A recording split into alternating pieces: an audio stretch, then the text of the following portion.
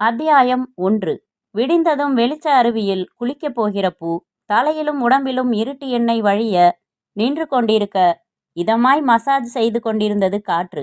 வேடிக்கை பார்த்ததில் அடக்கி வைக்க முடியாமல் குலுங்கி சிரித்தன கடல் மைதானத்தில் கூடியிருந்த அலைகள். கரையை நோக்கி வந்து கொண்டிருந்த அந்த படகு விசைப்படகு, என்ஜின் அணைக்கப்பட்ட படகு. நீரை கிழிக்கிற ஓசை மட்டும் சூழ்நிலையின் அமைதியில் உரத்து ஒலித்தது. கரைக்கு 15 அடி தள்ளி நின்று கொண்டது. படகுக்குள் ஒரு டார்ச் வெளிச்சம் உற்பத்தியாகி அங்கிருந்தபடியே கரையை நோட்டமிட்டது. வேலைக்காரி தரை கூட்டுவதைப் போல அதன் வெளிச்ச ரிப்பன் இப்படியும் அப்படியும் அலைந்தது. பிறகு கரையில் செழித்து வளர்ந்திருந்த உயரமான புற்செடிகளுக்கு வெளிச்சம் பாய்ச்சிவிட்டு சற்று தள்ளி இருந்த சவுக்குத்தோப்பு பக்கம் கொஞ்சம் இருட்டு கழுவிவிட்டு அணைந்து கொண்டது. சில வினாடிகள் நிசப்தம். எந்த அசைவும் இல்லை. அலைகள் கரையருகில் வந்து சோர்வாய் மனமுடைந்து கொண்டிருக்க, படகு லேசாய் அசைந்து கொண்டிருந்தது. ஒரு நிமிட இடைவெளிக்கு பிறகு மறுபடி வெளிச்ச வட்டம் கரை முழுக்க எதையோ தேடியது. அணைந்து கொண்டது. இப்போது சவுக்குத்தோப்பில் நிழல் அசைவு, காலடி இலைகளின் முனகல்கள். தொடர்ந்து 2 உதடுகளையும் குவித்து நாயை கூப்பிட ஒரு சப்தம் செய்வோமே, அந்த சப்தம் கரையிலிருந்து வந்தது. படகிலிருந்து இறங்கினான் அவன். சவுக்குத்தோப்பிலிருந்து வந்தான் இவன். இவன் குனிந்து பேண்டின் 2 கால்களையும் முழங்கால் வரை ஏற்றிவிட்டு கொண்டு தண்ணீரில் சலக் சலக் என்று நடந்து அவனை அடைந்து தோளில் தட்டி கை குலுக்கினான். வெரிகுட் அண்ணே, பாராட்டு விழா எல்லாம் அப்புறம், நேரமில்ல, சீக்கிரம் பிடி. இருவருமாக பிடித்து படகுக்குள் இருந்த ஒரு கனத்த மூட்டையை தூக்கி கொண்டு வந்து கரையில் வைத்தார்கள். பிறகு மறுபடி படகுக்கு சென்று அடுத்த மூட்டையை தூக்கினார்கள். மொத்தம் 5 மூட்டைகள். பாலித்தீன் சாக்கு மூட்டைகள். உள்ளே ஒரு சொட்டு தண்ணீர் நுழையாத மூட்டைகள். என்ன கொண்டு வந்த? Mini lorry. எங்க நிக்குது? ரோட்டோரமா இறக்கத்துல நிறுத்தியிருக்கேன். ரோட்ல இருந்து பார்த்தா லாரி தெரியுமா? சாச்சா, தெரியாது. தலையில தூக்கி விடட்டுமா இல்ல ஒரு பக்கம் பிடிக்கட்டுமா? வேணாம், தலையில தூக்கி விட்டா போதும். வழியில நடமாட்டம் எதுவும் இருக்கா? தோப்பு காவல்காரன் குடிசை வாசல்ல லாந்தர் கவுந்ததும் தெரியாம வேட்டி அவுந்ததும் தெரியாம சாராயம் குடிச்சிட்டு படுத்து கிடக்கான். சரி, இந்தா பிடி. தலையில் தூக்கி விடப்பட்டதும் அவன் வேகமாக தோப்பு பக்கமாக சென்று மறைந்தான். படகில் வந்தவன் ஒரு பீடி பற்ற வைத்து கொண்டான். போனவனுக்காக காத்திருந்தான். அவன் திரும்பி வந்து அடுத்த மூட்டை எடுத்து சென்றான். 5இல் 3 மூட்டைகளை கொண்டு சென்று திரும்பி வந்து, அப்புறம் போதுமா? போதும், ரொம்ப ஆசைப்படக்கூடாது மணி. 2 மூட்டைய தானம் செஞ்சிடலாம். ஒரு மூட்டை போதாதுனே. நான் சொல்றத செய்டா நீ. ஃபோன் நம்பர் வச்சிருக்கியா? வச்சிருக்கேன். நான் சொன்ன மாதிரியே சொல்லிடு. ரைட்டு. நீ எங்க இருப்ப? தோப்புக்குள்ள இருப்பேன். அவங்க வந்து கைப்பற்றினதும் நான் அங்கேருந்து நகருவேன். நீ சரக்க நான் சொன்ன இடத்துல பத்திரப்படுத்திட்டு உடஞ்ச பாலம் பக்கத்துல லாரியோட நில்லு. வந்து சேர்ந்துக்கிறேன். சரிண்ணே. மணி அண்ணனிடம் நெருப்பு பெட்டி வாங்கி கொண்டு சிகரெட் பற்ற வைத்தான். புறப்படும் முன் கேட்டான், எவ்வளவுனே தேரும்? மூட்டை 1 குறைச்சலா 1.5 லட்சம். அப்போ ஆளுக்கு 2.25. வடக்கு பக்கம் போயிடலாம். என்ன சொல்ற? முதல்ல திட்டப்படி எல்லாத்தையும் முடி. கல்யாணம் பண்றதுக்கு முந்தியே ரெட்டக்கட்டில் வாங்காத. போ. மணி சிகரெட்டை ஆழமாக இழுத்து கொண்டே நடந்தான். சேதுவாகிய இவன் 2 மூட்டைகளையும் அப்படியே விட்டுவிட்டு சவுக்குத்தோப்பின் முகப்பிற்கு நடந்தான். உயரமாய் உரமாய் அகலமாய் அழுத்தமாய் இருந்த சேது பேண்டின் இடுப்பில் டார்ச் லைட்டை செருகிக் கொண்டு தூரத்தில் இருந்த படகை பார்த்து கொண்டு மற்றொரு பீடி பற்ற வைத்து கொண்டான். மணி பக்கத்து வீடு முழித்துவிடக்கூடாது என்கிற ஜாக்கிரதை உணர்வோடு மிக மெதுவாக கதவை தட்டினான். 4 முறை தட்டியதும் உள்ளே 60 வாட்ஸின் ஒளிபரப்பு. கதவை திறந்து கொண்டே, யாரது என்றால் தலையும் உடையும் கலைந்திருந்த கனகா. கருப்பு ஜாக்கெட் அணிந்த அவள் 2 கைகளாலும் கண்களை கசக்கி கொள்கையில் மணி மனம் கலங்கினான்.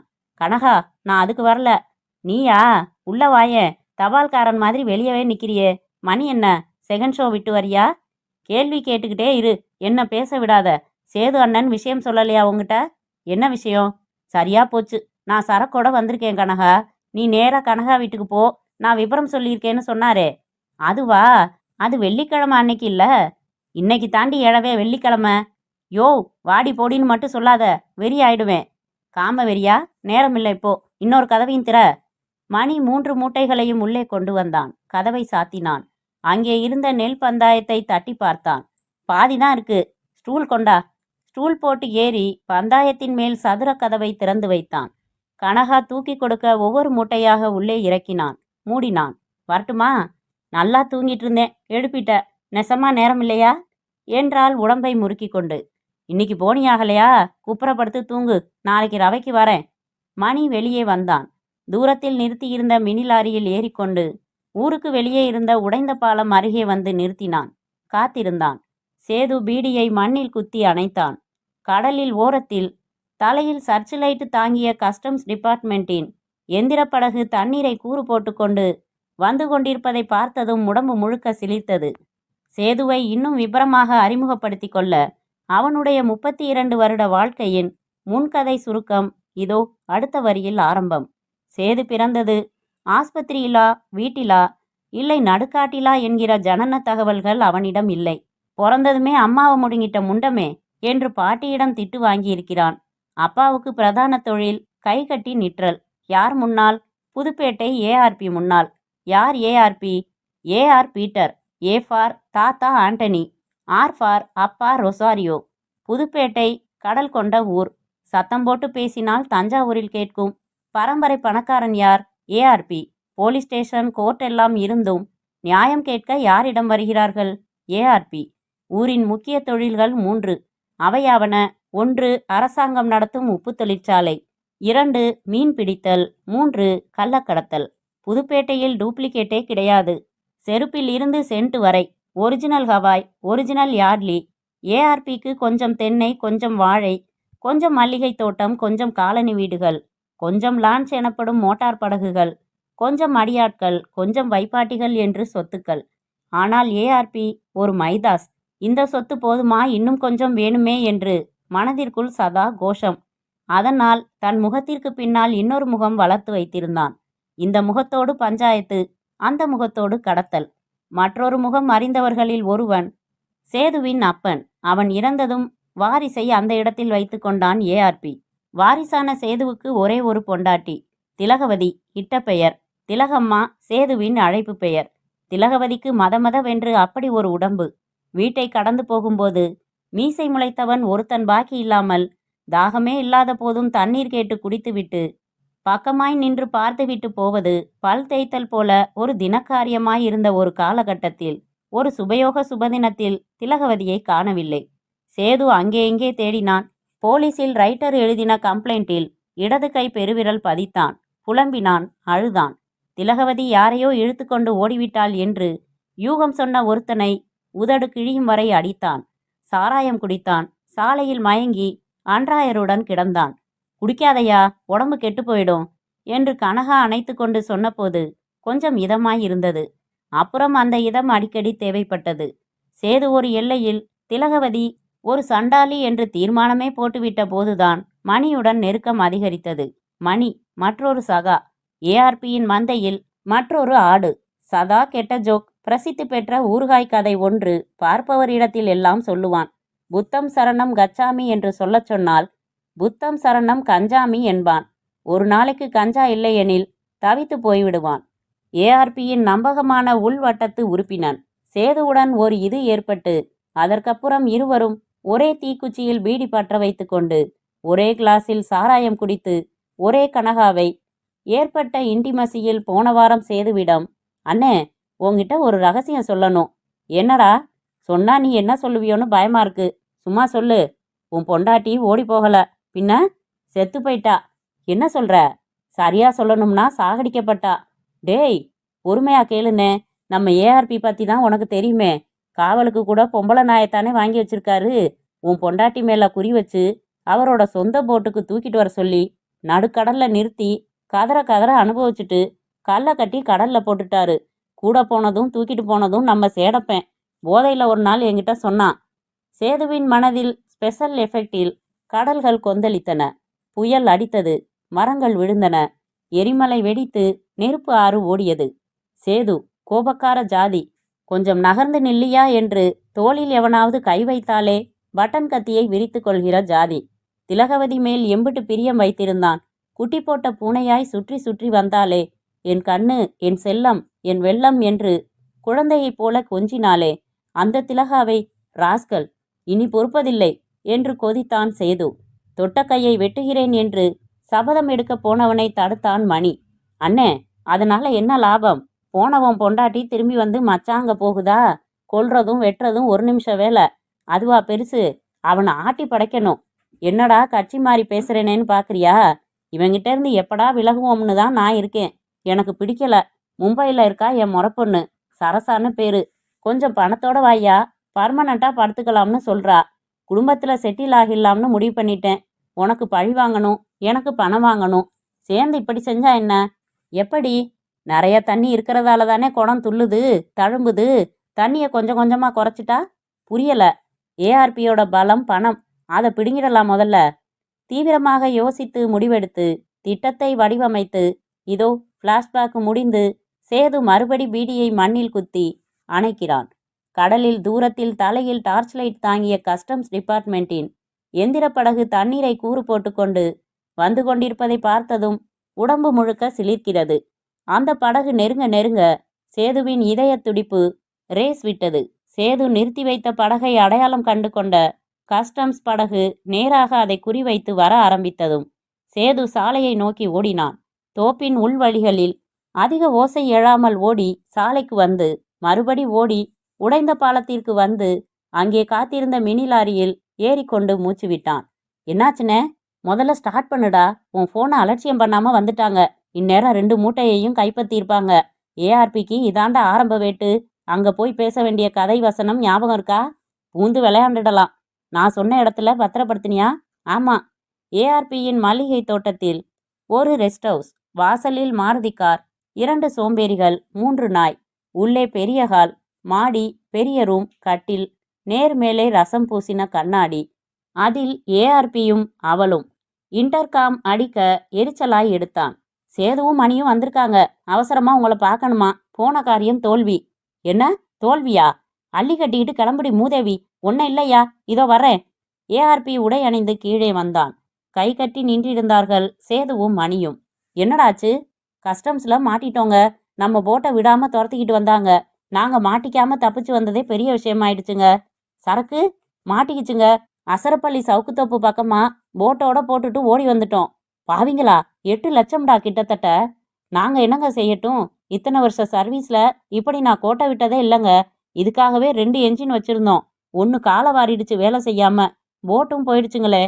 போட்டை வாங்கிடலாம்யா, அது ஒன்றும் பிரமாதம் இல்லை என்ற ஏஆர்பி பக்கத்தில் நின்றவனை, இன்ஸ்பெக்டர் முடிச்சுக்கிட்டு இருக்காரான்னு பாரு என்றான். கட்டம் போட்ட சட்டை போட்ட அவன் போன் எடுத்து சுழற்றி, 1 நிமிஷங்க, ஏஆர்பி ஐயா பேசணும்னாரு என்று ரிசீவரை தர வாங்கி, இன்ஸ்பெக்டரா தொந்தரவா? ஒன்றுமில்ல, நேற்று காலையிலேருந்து நம்ம போட்டு ஒன்றும் காணலை. நாமே தேடி பார்த்துட்டு அப்புறம் சொல்லலாம்னு தான் சொல்லலை. போட்டு பேரு வல்லவன். புகார் எழுதிக்கிட்டு காலையில் முயற்சி பண்ணுறீங்களா? புகாரில் நேற்று தேதியை போட்டுடுங்க. வர ஞாயிற்றுக்கிழமை ஃப்ரீன்னா உங்களுக்கு நம்ம ரெஸ்ட் ஹவுஸில் ஒரு சல்யூட் தரலாம்னு பார்க்குறேன். சாதாரண சல்யூட் இல்லை, ராயல் சல்யூட். அப்போ வரீங்க, சந்தோஷம் என்று வைத்து சேதுவையும் மணியையும் பார்த்து, என் கண்ணு முன்னாடி நிற்காதீங்கடா நாய்ங்களா என்று குலைத்தான் ஏஆர்பி. வெளியே வந்த சேது மணியின் கையை குலுக்கி, இதுதான் ஆரம்பம் என்றான். கதை படமாகும்போது இந்த இடத்தில்தான் டைட்டில் 70 வயலின்களின் பிஜிஎம்முடன். அத்தியாயம் 2. காரைக்குடி அரசாங்க ஆஸ்பத்திரி. வாசலில் சைக்கிள்கள், எம்டி பாட்டில் வியாபாரி, கொசுக்கள். டாக்டர் பாரதி தன் சித்தி வீட்டிற்கு புறப்படும் முன்னர் தனது மகப்பேறு பிரிவில் ஒரு ரவுண்ட் வந்தாள். பெண்கள் மேடாக போர்த்தி கொண்டு சைடில் படுத்து குழந்தைக்கு பால் கொடுத்து கொண்டு ஸ்ரீராம ஜெயம் எழுதி கொண்டு கூட வந்தவர்களிடம் பேசி கொண்டிருந்தார்கள். குழந்தைகள் அழுது கொண்டிருந்தன. பாரதி சிவப்பு, சின்னதாக கொண்டையிட்டிருந்தாள். பாரதி வனப்பு, வெள்ளைக்கோட்டில் ஸ்டெத் நீட்டி கொண்டிருந்தது. பாரதி சின்னப்பூ, லேசாக லிப்ஸ்டிக் போட்ட உதடுகளில் சதா புன்னகை, ஒற்றை செயின், ஸ்டிக்கர் பொட்டு, காதில் வளையங்கள், கருப்பு லெதர் ஸ்டாப் போட்ட வாட்ச். சத்தியம், சிவம், சாந்தம். சிஸ்டர், இவங்களுக்கு மெட்ரோஜில் ஐவி போட்டுடலாம். உனக்கு எப்படிம்மா இருக்கு வலி? தையல் போட்டிருக்குல்ல, வலிக்கத்தான் செய்யும், கொஞ்சம் பொறுத்துக்க. என்ன மாரியம்மா, உன் புருஷன் வந்து பார்க்கலையா குழந்தைய? சீச்சி, ஏன் அழுவற? பொம்பளை பிள்ளைன்னா கேவலமா? ரேடியத்தை கண்டுபிடிச்ச மேரி கியூரி பொம்பளை தான். இந்திரா காந்தி நாட்டையே ஆளலையா? தைரியமா இரு. டேய் சுட்டி பையலே, சிரிக்கிறான் பாரு. கைக்குள்ள என்னடா வச்சிருக்க? ஒன்றுக்கு போயிருக்கான் பாருமா யசோதா. அப்புறம் உன் பேர் என்ன? வளர்மதி தானே? உனக்கு வந்தது பொய் வழிதான். எப்படியும் டெலிவரிக்கு 1 வாரம் ஆகும். வீட்டுக்கு போயிட்டு வலி வர்றப்போ வந்தா போதுமா? சிஸ்டர், நான் வீட்டுக்கு போறேன். பாரதி வராந்தாவில் நடந்தாள். பினாயில் போட்டு துணி சுற்றின குச்சியால் மொழிகிக் கொண்டிருந்தார்கள். ஸ்டாஃப் ரூமுக்கு வந்து கோட்டை கழற்றி வைத்துவிட்டு நைட் டியூட்டி டாக்டர் பன்னீர்செல்வம் படித்து கொண்டிருந்த ஆங்கில நாவலின் அட்டையில் பெயர் படித்தாள். நல்லா இருக்கும் டாக்டர், இந்த நாவல். எத்தனை பக்கம் வந்திருக்கீங்க? இப்போதான் 110 பக்கம் வந்திருக்கேன். 200 பக்கத்துக்கு மேலே ரொம்ப பிரமாதமாக போகும். புறப்பட்டாச்சா? சாப்பிட்டுட்டு மறுபடி வரணும். புதுவயலில் தூக்கு மாட்டிக்கிட்ட கேஸ் ஒன்று கொண்டாந்து போட்டிருக்காங்க. உடனே போஸ்ட்மார்ட்டம் பண்ணிட்டா தேவலாம்னாரு இன்ஸ்பெக்டர். சாப்பிட்டுட்டு வந்துடுறேன்னு சொன்னேன். வரட்டுமா? வாங்க. பாரதி ஆஸ்பத்திரியை விட்டு வெளியே வந்தாள். நாடா விளக்கொளி வியாபாரத்தில் பேரம் பேசாமல் வெண்டைக்காயும் தக்காளியும் வாங்கி கொண்டாள். அருகே போஸ்டரில் நாளைக்கு மாலை கால்பந்தாட்டத்தில் எந்த எந்த ஊர்கள் என்று பார்த்தால் நடந்தாள். வழியில் கெடிகார கம்பெனி ஏறி, அந்த டைம்பீஸ் இன்னும் ரிப்பேர் பண்ணலையா என்று கேட்டுவிட்டு வீட்டுக்கு வந்தாள். சித்தியின் பெண் குப்புறப்படுத்து புதிதாக பூஜை போடப்பட்ட படங்களின் விவரங்களை பார்த்து கொண்டிருக்க சித்தப்பா டிவி பார்த்து கொண்டே உப்புமா சாப்பிட்டு கொண்டிருந்தார். பாரதி, உன்னை பார்க்க யாரோ வந்தாங்கம்மா என்றாள் சித்தி அவள் தட்டில் சாதம் சரித்து கொண்டு. 3 கல் மூக்குத்தி, இடுப்பில் டிராக்டர் டயர். யாரு? கனகசபைன்னு சொன்னாரு. புதுவயலாம். தெரியலையே. வேற என்ன சொன்னாரு? இன்னும் வரலன்னதும் கொஞ்ச நேரம் கழிச்சு வரேன்னாரு. வரட்டும், கேட் சாவி எடுத்துட்டு போறேன் சித்தி. மறுபடி ஆஸ்பத்திரி போகணும், வேலை இருக்கு. இன்னைக்கு அம்மா லெட்டர் போட்டிருந்தா போலிருக்கு. ஆமா, எப்போ டிரான்ஸ்ஃபர் வாங்கிட்டு வரப்போறேன்னு எழுதியிருக்கா. நான் என்னமோ வேணான்னு சொல்ற மாதிரி. நீ ஏன் வேணாம்னு சொல்ல போற? அம்மாவுக்காக இல்லாட்டாலும் அத்தானுக்காகவாவது நீ முயற்சி பண்ணாம இருப்பியா? அட போங்க சித்தி, 28 வயசுல வெக்கப்படக்கூட பயிற்சி வேணும் போல இருக்கு. முயற்சி என்ன முயற்சி? என் சொந்த மாவட்டத்துக்கு டிரான்ஸ்ஃபர் கிடைச்சா சௌகரியம்னு ஒரு அப்ளிகேஷன் போட்டு வச்சிருக்கேன், அவ்வளவுதான். அது போதுமா? வேற என்ன செய்ய சொல்றீங்க? யாரையாச்சும் சிபாரிசு பிடிச்சு? சித்தி என்றாள் குரல் உயர்த்தி. நான் கணபதிராம் பொண்ணுங்கிறத மறந்துடாதீங்க. அப்பா நினைச்சிருந்தா அவருக்கு இருந்த செல்வாக்கை பயன்படுத்தி கோடீஸ்வரர் ஆகியிருப்பாரு. ஒரு டிஸ்ட்ரிக்ட் கலெக்டர் பதவிங்கிறது இன்னைக்கு காமதேனு பசு மாதிரி ஆயிடுச்சு. Theatre license, road contract, rice மூவ்மெண்ட்டுன்னு 1000 வழிகளில் பையன் நிறச்சிக்கிறாங்க. சொந்த விஷயம்னா அப்பா கவர்மெண்ட் காரை தொடமாட்டாரு. 1 பைசா லஞ்சம்னு வாங்கினதில்ல. ரூல்னா ரூல் தான். சட்டத்தை மீறி ஒரு ஸ்டெப் எடுக்க மாட்டாரு. மறந்துட்டீங்களா? இவர் நேர்மையா இருந்ததால 7 தடவை பதவி மாத்தினாங்க. கடைசி வரைக்கும் மாறலையே. எனக்கு MBBS சீட்டு வேணுங்கிற சந்தர்ப்பத்தில் கூட அம்மா கிட்ட உன் பொண்ணை எல்லாரையும் மாதிரி அப்ளிகேஷன் போட சொல்லு, தகுதி இருந்தா செலக்ட் ஆவான்னு ஆணி அடித்த மாதிரி சொல்லிட்டாரு. இதையெல்லாம் விடுங்க சித்தி. ஃபஸ்ட்டு ஹார்ட் அட்டாக் வந்ததுமே தான் பேங்க்ல வெளியில வாங்கியிருந்த கடனை எல்லாம் அடைச்சாரு. உயிர் எழுதினாரு. என்னை கூப்பிட்டு பக்கத்தில் உட்காத்தி வச்சு, பாரதி, உனக்கு பாரதின்னு அழகுக்காக பேர் வைக்கலம்மா. அந்த மகாகவி மேலே எனக்கு இருந்த அபிமானத்தில் தான் வச்சேன். சிறுமையும் கொடுமையும் எங்கே நடந்தாலும் பாரதி கோபப்பட்டான், கொதிச்சு போனான். சொந்த லாபம் என்ன பார்த்தான்? நீதி, நேர்மை, நியாயம்னு ஒரு தார்மீக சிந்தனை வச்சிருந்தான். என்னோட லட்சிய மனிதன் மாவன். என்னால் முடிஞ்ச வரைக்கும் நான் நேர்மை தவறாமல் வாழ்ந்துட்டேன். உனக்கும் அதான் சொல்கிறேன். பணமோ புகழோ பாசமோ எதுவுமே உன்னை வளைச்சிடக்கூடாது. நீ செய்கிற தொழிலில் நேர்மையை கடைசி வரைக்கும் கடைபிடின்னாரு. இன்னைக்கு சொன்ன மாதிரி இருக்கு. என்னை பார்த்து சிபாரிசு பிடிக்க சொல்கிறீங்களா? என்னடி இது? ஒரு வார்த்தை சொன்னதுக்கு இவ்வளவு வியாக்கியானம் பண்ணுற? உன்ன மாதிரி உங்கள் அப்பா மாதிரி ஆசாமிகளுக்கு இன்னைக்கு ஏமாளி பட்டம் தான் கிடைக்கும். கிடைச்சிட்டு போகட்டும். நாட்டில் எந்த காரியம் லஞ்சமோ சிபாரிசோ இல்லாமல் நடக்குது? எனக்கு அப்படி காரியம் ஆகணும்னு அவசியம் இல்லை. உங்கள் வீட்டில் நான் தங்கியிருக்கிறது பாரமாக இருந்தால் சொல்லுங்க. நாளைக்கே நான் லேடிஸ் ஹாஸ்டலுக்கு போயிடுறேன். பாரதி பாதி சாப்பாட்டில் எழுந்து கை கழுவி கொண்டு சமையல் அறையை விட்டு வெளியே வந்தாள். சித்தி மோவாயில் தோளில் நொடித்து கொண்டு பின்பக்கம் போனாள். பாரதி தனியறையில் கண்ணாடி முன் நின்று தலையை மேலாக வாரிக்கொண்ட போது வாசலில் குரல் கேட்டது. டாக்டர் அம்மா இருக்காங்களா? பாரதி, யாரோ பார்க்க வந்திருக்காங்க என்றார் சித்தப்பா. பாரதி வெளிப்பட்டு வாசலுக்கு வந்தாள். கக்கத்தில் கைப்பையுடன் ஜிப்பா போட்ட அந்த மனிதர், வணக்கம்மா, என் பேரு கனகசபை, புதுவயல்லேருந்து வரேன். கொஞ்சம் உங்ககிட்ட தனியாக பேசணும். வீட்டின் வாசலில் ஒரு சின்ன காய்கறி தோட்டம், கொஞ்சம் வெற்றுவெளி. 1 நிமிஷம் என்று சொல்லி 2 நாற்காலிகளை கொண்டு வந்து அங்கே போட்டு ஒன்றில் அமர்ந்து மற்றொன்றில் அமர சொல்லி, என்ன சொல்லுங்க என்றாள் பாரதி. அது ஒண்ணுமில்ல, நீங்க கொஞ்சம் தயவு பண்ணணும். கனகசபையின் விரலில் வைரம் மின்னியது. உதட்டில் பல்வரிசை சுமாராக போட்டி போட்டது. உடம்பு நாற்காலியில் காந்தாலாக் சாப்பிட்டதாய் நெளிந்தது. நான் ஹாஸ்பிட்டல் போகணும். கொஞ்சம் சீக்கிரம் தெளிவா சொல்லுங்க. நான் இன்ஸ்பெக்டர் ஐயாவையே கேட்டேன். முயற்சி பண்ணி பாருங்கன்னு சொன்னாரு. அதான் வந்தேன். எதுவும் புரியல எனக்கு. தங்கராசு நம்ம பங்காளி தான். கொஞ்சம் முன் விரோதம். நம்ம பையன் ரொம்ப துடுக்கு. கொஞ்சம் பட்ட சாராயம் வேற அடிச்சிருந்தான் நேத்து. தங்கராசு ஆயி அம்மான்னு வாய்க்கு வந்ததையெல்லாம் பேசியிருக்கான். இவனுக்கு தாங்கல. பாஞ்சு குரல் வலைய பிடிச்சிருக்கான். பாவி பைய செத்து தொலைச்சிட்டான். இருங்க, இதையெல்லாம் ஏன் என்கிட்ட சொல்றீங்க? சொச்சத்தையும் கேட்டுடுங்க. நைனா இதை மாதிரி ஆயிடுச்சுன்னு என்கிட்ட வந்தான். தங்கராசுக்கு அல்பாயுசுடா, அதுக்கு நீ என்ன பண்ணுவன்னு கேட்டேன். அப்புறம் ஒரு கயிறு கட்டி அதில் தொங்க விட்டு தற்கொலை மாதிரி ஒரு செட்டப் நடந்து போச்சு. மை காட், நாம மனுஷங்களா பார்த்து செய்ய வேண்டிய காரியத்துக்கு அவரை எதுக்குங்க கூப்பிடுறீங்க? இப்போ அந்த தங்கராசோட பிரேதத்தை தான் நீங்க போஸ்ட்மார்ட்டம் பண்ணி ரிப்போர்ட் எழுத போறீங்க. போலீஸ் உங்க பையனை அரெஸ்ட் பண்ணியிருக்கா? இவனுங்க சண்டை போட்டதை 2 வெத்து பசங்க பார்த்துட்டானுங்க. அதை வச்சு சந்தேகம்னுட்டு அரெஸ்ட் பண்ணி உள்ளார வச்சிருக்காங்க. ஸ்டேஷன் லாக்கப்பில் தான், ரிமாண்டில் இல்லை. இப்போ டாக்டர் அம்மா தான் மனசு வைக்கணும். எதுக்கு? ரிப்போர்ட்டை நமக்கு சாதகமாக எழுதுறதுக்கு தான். ரெக்கார்டு உறுதியாக இருந்தால் போதுமே. சுப்ரீம் கோர்ட் வரைக்கும் பார்த்துருவேணுங்க. எந்திரியா முதல்ல என்றால் பளிச்சென்று. அம்மா பொறுமையா பேசுங்க. ஒரு கொலையை தற்கொலைன்னு கூசாம மாற்ற சொல்றீங்களே, வெக்கமா இல்லை உங்களுக்கு? எனக்கு கோபம் அதிகமானா என்ன செய்வேன்னே தெரியாது. போயிடுங்க முதல்ல. டாக்டர் அம்மா என்ன எதிர்பார்க்குறீங்கன்னு சொல்லுங்க, செஞ்சிடலாம். போய் உங்க பிள்ளைய கொலையை ஒத்துக்க சொல்லுங்க. வாழ வேண்டிய பையன்மா இவன். தங்கராசு சாக வேண்டிய பையனா? அடுத்த மாதம் கல்யாணம் வேற வச்சிருக்கேன். நல்ல வேளை கல்யாணத்துக்கு அப்புறம் நடக்கலையேன்னு சந்தோஷப்படுங்க.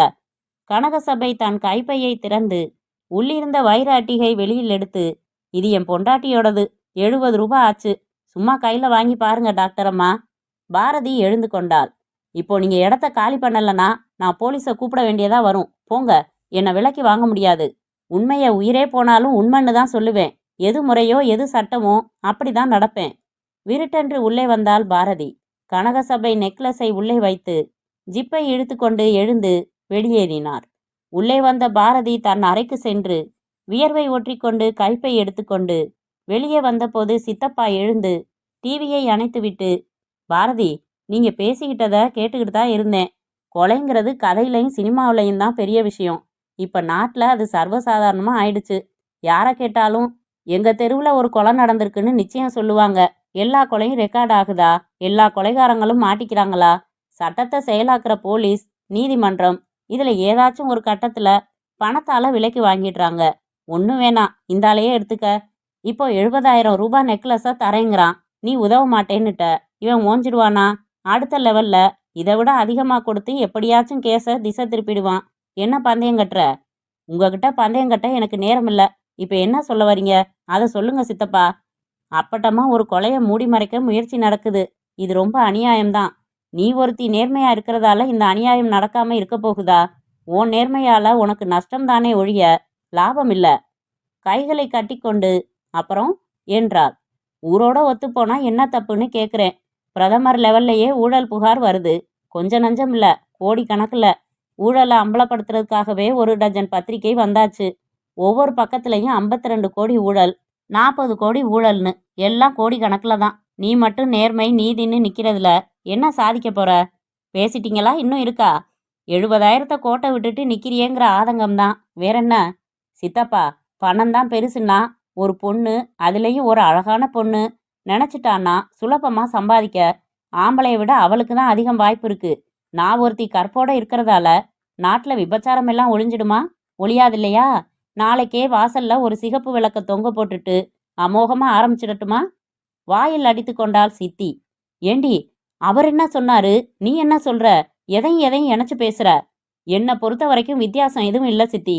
இதுல உடம்ப விற்கிறாங்க, அதுல மனசாட்சியை விற்கிறாங்க. அதுவும் ஒரு விபச்சாரம்தான். பாரதி செருப்பணிந்து வேகமாக வெளியேறினாள். இவ உருப்படவே போறதில்ல என்றார் சித்தப்பா. பாரதி தங்கராசுவின் பிரேத பரிசோதனை அறிக்கையில் குரல் வலை நெரிக்கப்பட்டுள்ள குறிப்புகளை உண்மையாக எழுதினாள்.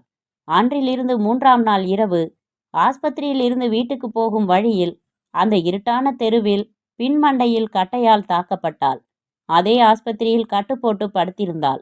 பஸ் ஸ்டாண்டில் இறங்கி சாத்துக்குடி வாங்கி கொண்டு ரிக்ஷாவில் வந்து இறங்கி வெள்ளை பெயிண்ட் அடித்த ஸ்டூலில் அமர்ந்து கண் கலங்கினான் கிருஷ்ணன். நீல சட்டை, நீல பேண்ட், வளப்பமான மீசை. என்ன பாரதி இதெல்லாம்? ஒண்ணுமில்ல, சின்ன ஆக்சிடென்ட் என்றால் சிரித்து கொண்டே. போய் பிரயோஜனப்படாது. உன் சித்தப்பா விபரமா லெட்டர் எழுதிட்டாரு. ஏன் உனக்கு இந்த வம்பெல்லாம் பாரதி? நான் என்ன வம்பு செஞ்சேன் கிரிஷ்? சாக்கடை மேல கல்லெறிஞ்சா சட்டை பாழாகத்தானே செய்யும். கிரிஷ், என்ன நீ நல்லா புரிஞ்சவன் இருந்தும் கேட்குறியே, உன்னை துப்பாக்கி முனையில் என்னை கொல்ல சொல்லி உத்தரவு போட்டா கொல்லுவியா? என்ன கேள்வி இது? சொல்லு, என்னை கொல்லுவியா? நான்சென்ஸ். ஏன் இப்படியெல்லாம் பேசுகிற பாரதி? என்னை சுட்டா சுட்டுக்கங்கடான்னு பேசாமல் இருந்துருவேன். உன்னை நான் என் உயிரை விட மேலாதான் நினைக்கிறேன். ஏன் அப்படி? Because I love you. அது மாதிரி தான். ஐ லவ் மை மனசாட்சி. என் உயிரை விலையா கேட்டாலும் தந்துருவேன். அதை கொல்ல மாட்டேன். பாரதி, நீ நேர்மையா நடந்துக்கிறதுல எனக்கு சந்தோஷம், பெருமிதம் எல்லாம் இருக்கு. அது உனக்கு ஆபத்தா முடியுதே. எனக்கு லாங் லைஃப் வேணாம் கிரிஷ். எனக்கு பிடிச்ச நிம்மதியான சந்தோஷமான வாழ்க்கை காலம் சின்னதா இருந்தாலும் சம்மதம். உன்கிட்ட பேசி ஜெயிக்கவே முடியாதே. ரொம்ப வலிக்குதா? நேத்து வலி அதிகமா இருந்தது, இப்ப பரவாயில்ல. அம்மாவுக்கு தெரியுமா? நானும் வரேன், அழைச்சிட்டு போங்கன்னாங்க. வேணா, நான் மட்டும் போய் பார்த்துட்டு வந்துடுறேன் அத்தைன்னு சொல்லிட்டு வந்துட்டேன். எப்போ டிஸ்சார்ஜ்?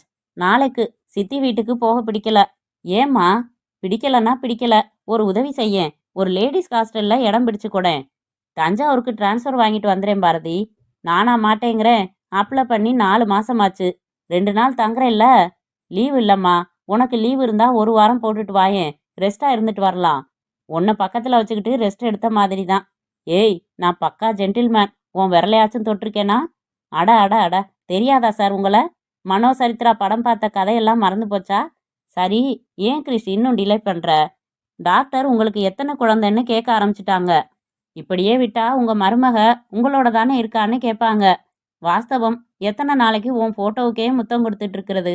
வேலை பர்மனண்ட் ஆகட்டும்னு தள்ளி போட்டேன். போன மாசம் கன்ஃபார்ம் ஆயிடுச்சு. அப்பாவை கன்சல்ட் பண்ணி டேட் ஃபிக்ஸ் பண்ணிடலாம். ஜூஸ் சாப்பிட்றியா? கிறிஸ் சாத்துக்குடியை க்ரஷ் செய்து கொண்டிருந்த போது சித்தியின் பெண் வந்து, அக்கா, உங்களுக்கு லெட்டர் வந்திருக்கு என்று நீட்டினாள். ஃபார் கவர்மெண்ட் சர்வீஸ் ஒன்லி என்று முத்திரை குத்தப்பட்டிருந்த நீல கவரை கிழித்து காகிதத்தை விரித்தாள். டைப் செய்த வாக்கியங்கள் அவள் முகத்தில் ஒளிப்பாய்ச்சின. கிரிஷ், என்ன பாராட்டு. எனக்கு டிரான்ஸ்ஃபர் வித் ப்ரொமோஷன். எந்த ஊருக்கு? எந்த ஊருக்கு? நாம கேட்ட தஞ்சாவூர் மாவட்டம் தான். ஆனா தஞ்சாவூர் இல்ல, புதுப்பேட்டை ஜிஹெச்ல சீஃப் மெடிக்கல் ஆஃபீஸரா போட்டிருக்காங்க. பரவாயில்லையே. லஞ்சமோ சிபாரிசோ இல்லாம கூட சமயத்துல காரியங்கள் நடக்கும் போலிருக்கே. கங்க்ராச்சுலேஷன்ஸ். எப்போ ஜாயின் பண்ற? இன்னும் 3 நாள்ல என்றாள் பாரதி உற்சாகமாக. அத்தியாயம் 3. ஏஆர்பி வீட்டின் தோட்டத்தில் நாற்காலி போட்டு அமர்ந்திருந்தான். கைலி மட்டுமே கட்டியிருந்தான். கையில் காலை செய்தித்தாள் விரித்து வைத்திருந்தான். சட்டை போடாத ஒல்லியான நாவிதன் பீட்டரின் பின்தலையில் கிரீச் கிரீச் என்று முடிவெட்டி கொண்டே வாயில் வெற்றிலையை மென்று கொண்டிருந்தான். எதிரே இதமான வெயிலில் ஏஆர்பியின் வளர்ப்பு நாய் தன் குட்டியோடு விளையாடி கொண்டிருந்தது. தோட்டக்காரன் பைப்பில் இருந்து பூவாளியில் தண்ணீர் பிடித்து கொண்டிருக்க நிர்வாண பூக்கள் குளிக்க தயாராயின. ஐயா என்று வந்தான் அவன். காட்டெருமை மாதிரி உடம்பை வளர்த்திருந்தான். மார்பில் குத்தினால் குத்தின கையில்தான் எலும்பு ஒடியும். என்னடா என்றான் ஏஆர்பி நிமிராமல். படகுத்துறையில சின்ன தகராறு. என்னன்னு விபரம் கேட்டாதான் சொல்லுவியா? ஒண்ணுமில்லங்க. இருளப்பன் மறுபடி நம்ம ஆளுங்க கிட்ட தகராறு பேசினான். வாய் வார்த்தை முத்தி போய் 2 தட்டு தட்டிட்டேன். கீழே விழுந்துட்டான். தஞ்சாவூருக்கு தூக்கிட்டு போயிருக்காங்க. தஞ்சாவூருக்கு தூக்கிட்டு போற அளவுக்கு? இடுப்புல எலும்பு முறிஞ்சிருக்கு. எப்படா தெரியும்? மிதிச்சப்போ மழுக்குன்னு சத்தம் கேட்டுதே. மிதிச்சியா? ஆத்திரம் தாங்காம. ஜேம்ஸ், உன்னோட பெரிய ரோதனடா. என்னை கேட்காம யார் மேலேயும் கை வைக்காதன்னு சொல்லியிருக்கேனில்ல. இருளப்பனை எப்படி சமாளிக்கிறதுன்னு எனக்கு தெரியாதா? அவன் செத்து வச்சான்னு வெயி. சாக மாட்டான். ஆனா நடமாட 1 மாசமாகும். ஜாதிக்காரன் எல்லாம் சேர்ந்திருப்பானே. போலீஸுக்கு போக போறாங்க. தேவைதானா நமக்கு? இனிமே இப்படி நடந்துக்கல ஐயா. இப்போ இன்ஸ்பெக்டர் கிட்ட நான் பள்ளி இழிக்கணும். அவனும் ஒரு மூடான ஆளு. மனசு இருந்தா சாதகம் செய்வான், மனசு இல்லைன்னா சட்டம் பேசுவான். அவங்கிட்ட போய் தொங்க சொல்ற. நாவிதன் வெட்டி முடித்து கண்ணாடியை நீட்டி, ஐயா பாத்துக்கங்க என்றான். பீட்டர் தலையை இப்படி அப்படி திருப்பி பார்த்து திருப்தியாய் தலையாட்டி கொண்டான். அவன் கத்தியை விரித்து உள்ளங்கையில் 2 தேய்ப்பு தேய்த்து கொண்டதும் பீட்டர் கையை உயர்த்தி காட்டினான். சொந்த தகராறுன்னு சொல்லிடுறேங்க ஐயா. தர்ற தண்டனைய வாங்கிக்கிறேன் என்றான் தலை குனிந்த ஜேம்ஸ். உடம்பையும் தலைமுடியையும் மட்டும்தான் வளர்த்து வச்சிருக்க. நீ என்கிட்ட வேலை பார்க்கறது தெரியும். படகுத்துறையில மீன் பிடிக்கிறதுல நமக்கும் இருளப்பனுக்கும் முன் தகராறு இருக்கிறதும் தெரியும். இப்ப நான் சொந்த தகராறுன்னு அடிச்சேன்னு சொன்னா எவன்டா நம்புவான்? ஏஆர்பி பின்னால இருந்து தூண்டி விட்டு வேடிக்கை பார்க்கறான்னு தான் இப்ப சொல்லுவான். எனக்கு தான் கெட்ட பேரு. அடுத்த கையை உயர்த்தி கொண்டு, போய் வெந்நீர் ரெடி ஆயிடுச்சான்னு பார்த்துட்டு வா என்றான் மௌனமாய் நின்ற ஜேம்ஸிடம். ஜேம்ஸ் திரும்பி வந்து, கரண்ட் இல்லைங்கய்யா, வேற அடுப்புல போட்டிருக்காங்க. இன்னும் 2 நிமிஷத்துல ரெடி ஆயிடும். அப்ப என்ன செய்யலாம் ஜேம்ஸ்? மன்னிப்பு கேட்டுக்கிறேங்கய்யா. நடந்தாச்சு, சரி விடு. இருளப்பன் திருப்பி தாக்கலையா? எங்க தாக்க விட்டேன்? உனக்கு சின்ன காயம் கூட இல்லையா? அவன் இடுப்பில் தாயத்து கட்டியிருந்தான். மணலில் கட்டி பிடிச்சி புரண்டதில் அது கீறிடுச்சு. ஜேம்ஸ் தன் சட்டையை உயர்த்தி இடுப்பில் காட்டினான். எதிரே ஒரு சின்ன கீறல் இருந்தது. அதில் ரத்தம் வந்த அடையாளம் கூட இல்லை. ரத்தம் வந்துச்சா? இல்லை, சின்ன கீறல். நம்ம கணக்கு பிள்ளை சர்மா வந்துட்டாரான்னு பாரு. நாவிதன் வேலை முடித்து தன் துணிப்பைக்குள் உபகரணங்களை எடுத்து வைத்தான். சோப்பு நீரை ஓரமாக ஊற்றினான். ஏஆர்பி கொடுத்த 5 ரூபாயை பவ்யமாக வாங்கி கொண்டு நகர்ந்தான். ஏஆர்பி தோட்டத்தில் நட்டிருந்த பார் கம்பிகளுக்கு மையமாக போய் நின்று கொண்டு கைலியை மடக்கி கட்டிக்கொண்டு எவ்வி ஒரு முனையிலிருந்து மறுமுனை வரை தவி தவி சென்றான். ஜேம்ஸ் கையோடு சர்மாவை அழைத்து வந்திருந்தான். சர்மா மூக்கின் முனையில் பொடிக்கரையோடும் சட்டையின் பாக்கெட் பகுதியில் இங்க் கரையோடும் தலையில் நரையோடும் இருந்தார். சர்மா, ஸ்டேஷனுக்கு ஒரு கம்ப்ளைண்ட் எழுதியா? யார் எழுதுகிற மாதிரிங்க? ஜேம்ஸ் எழுதுகிற மாதிரி. என்ன எழுதணுங்க? படகுத்துறையில் இருளப்பன் வலியே என்னுடன் சண்டைக்கு வந்தான். என் தாயை சம்பந்தப்படுத்தி தகாத வார்த்தைகளை பேசினான். நான் அப்படி பேசாதே என்று எச்சரித்த பின்னரும் பேசியதோடு முதலில் என்னை அடித்தான். என்னை கழுத்தை நெரித்து கொல்ல வந்தான். நான் என் உயிரை காப்பாற்றிக் கொள்ள போராடினேன். இருவரும் மணலில் உருண்டோம். எனக்கு உடம்பில் பல இரத்த காயங்கள் ஏற்பட்டிருப்பதுடன் நெஞ்சில் அடி பலமாக பட்டிருப்பதால் வலி தாங்க முடியவில்லை. தாங்கள் இருளப்பன் மேல் தகுந்த நடவடிக்கை எடுக்க வேண்டும் என்று தாழ்மையுடன் கேட்டுக்கொள்கிறேன். எழுதிடுறேங்க. ஜேம்ஸ், கம்ப்ளைண்ட்டை எடுத்துக்கிட்டு கூட யாரையாச்சும் அழைச்சிக்கிட்டு ஸ்டேஷனுக்கு ரிக்ஷாவில் போ. நான் ஃபோனில் இன்ஸ்பெக்டர்கிட்ட பேசுகிறேன். அவர் உன்னை ஆஸ்பத்திரியில் சேர்ப்பாரு. 2 நாள் பேசாமல் கெட பார்க்கலாம். என்ன? சரிங்கய்யா. இப்படி நிமிர்ந்து போகாதரா. அடிபட்டவன் மாதிரி போ. எழவு எல்லாம் சொல்லித்தரணும் உனக்கு. ஜேம்ஸ் போனதும் ஏஆர்பி குளிக்க போனான். புதுப்பேட்டை பஸ் ஸ்டாண்டில் நுழைந்து இன்ஜின் பதற உடனே புறப்பட தயாராய் நின்றது தஞ்சாவூரில் இருந்து வந்த டவுன் பஸ். சீக்கிரம் இறங்குங்க. பாரதியும் இறங்கி கொண்டாள். நிழலுக்கு ஒதுங்க ஒரு ஷெல்டர் கூட இல்லாமல் திறந்தவெளி மைதானமாய் இருந்தது பஸ் ஸ்டாண்ட். இறங்கினதுமே அருகே இருந்த கழிவறை நாற்றம் மூக்கை பொத்த வைத்தது. சுவர் ஓரமாக ஆண்கள் லஜ்ஜையே இல்லாமல் நின்று பிளாட்பாரம் சுவர் ஓரமாக நின்று பிளாடர் காலி செய்து கொண்டிருந்தார்கள். சற்று தள்ளி ஒரு மரம் அடியில் நிழல். நிழலில் மூட்டைகளோடு பைகளோடு ஏதோ பஸ்ஸுக்கு காத்திருப்பவர்கள். பால் கொடுத்து கொண்டு ஒரு தாய், ட்ரங்கு பெட்டி மேலே உட்கார்ந்து கொண்டு ஒரு பையன், கூறு கட்டி வறுத்த கடலை விற்கும் ஒரு கிழவி, சரவணா ஓட்டல் வாசலில் 4 சைக்கிள்கள், தடியுடன் ஒரு பிச்சைக்காரன், சற்று தள்ளி பாட்டிலாய் அடுக்கின வாழைத்தாரும் பத்திரிகைகளும் தொங்கும் பெட்டிக்கடை, அதன் அருகில் ரிக்ஷா, ஒரே ஒரு ரிக்ஷா. பாரதி சூட்கேஸுடன் நடந்து ரிக்ஷாவை நெருங்கி ரிக்ஷாக்காரன் ஊதுபத்தி கொளுத்தி ரிக்ஷாவுக்குள் இருந்த முருகன் பட பிரேமில் செருகும் வரை காத்திருந்து, வரியாப்பா என்றாள். எங்கே போகணுமா? கவர்மெண்ட் ஆஸ்பத்திரிக்கு. அவன் பொசுக்கென்று சிரித்து, அதோ தெரியுதே கொடிக்கம்பம், அதுக்கு லெஃப்டில் திரும்பி 10 தப்படி நடந்தா மணிக்கூண்டு, மணிக்கூண்டுக்கு மேற்கால ஆஸ்பத்திரி, நடந்தே போயிடலாமா என்றான். பாரதி நன்றிப்பா என்று விட்டு நடந்தாள். அவன் சொன்ன கொடிக்கம்ப மேடையில் இருந்து இடது பக்கம் திரும்பினதும் கடைத்தெரு ஆரம்பித்திருந்தது. மளிகை கடை, கயிறு கடை, ஆரிய பவன், சாந்தி லாட்ரி சென்டர், காய்கறி கடை, ராஜி சலூன், பாத்திரக்கடை, ரம்யா மெடிக்கல்ஸ் என்று கொஞ்சம் பிஸியாய் இருந்தது. சாலை ஓரங்களில் டயர் போட்ட தள்ளு வண்டிகளில் சாத்துக்குடி, கொய்யாப்பழம், திராட்சை, வாழை, உதிரி மல்லிகை, எதை எடுத்தாலும் 1 ரூபாய் பொருட்கள் நிரம்பி இருந்தன. மணிக்கூண்டில் சின்ன முள் உடைந்து உள்ளேயே விழுந்திருந்தது.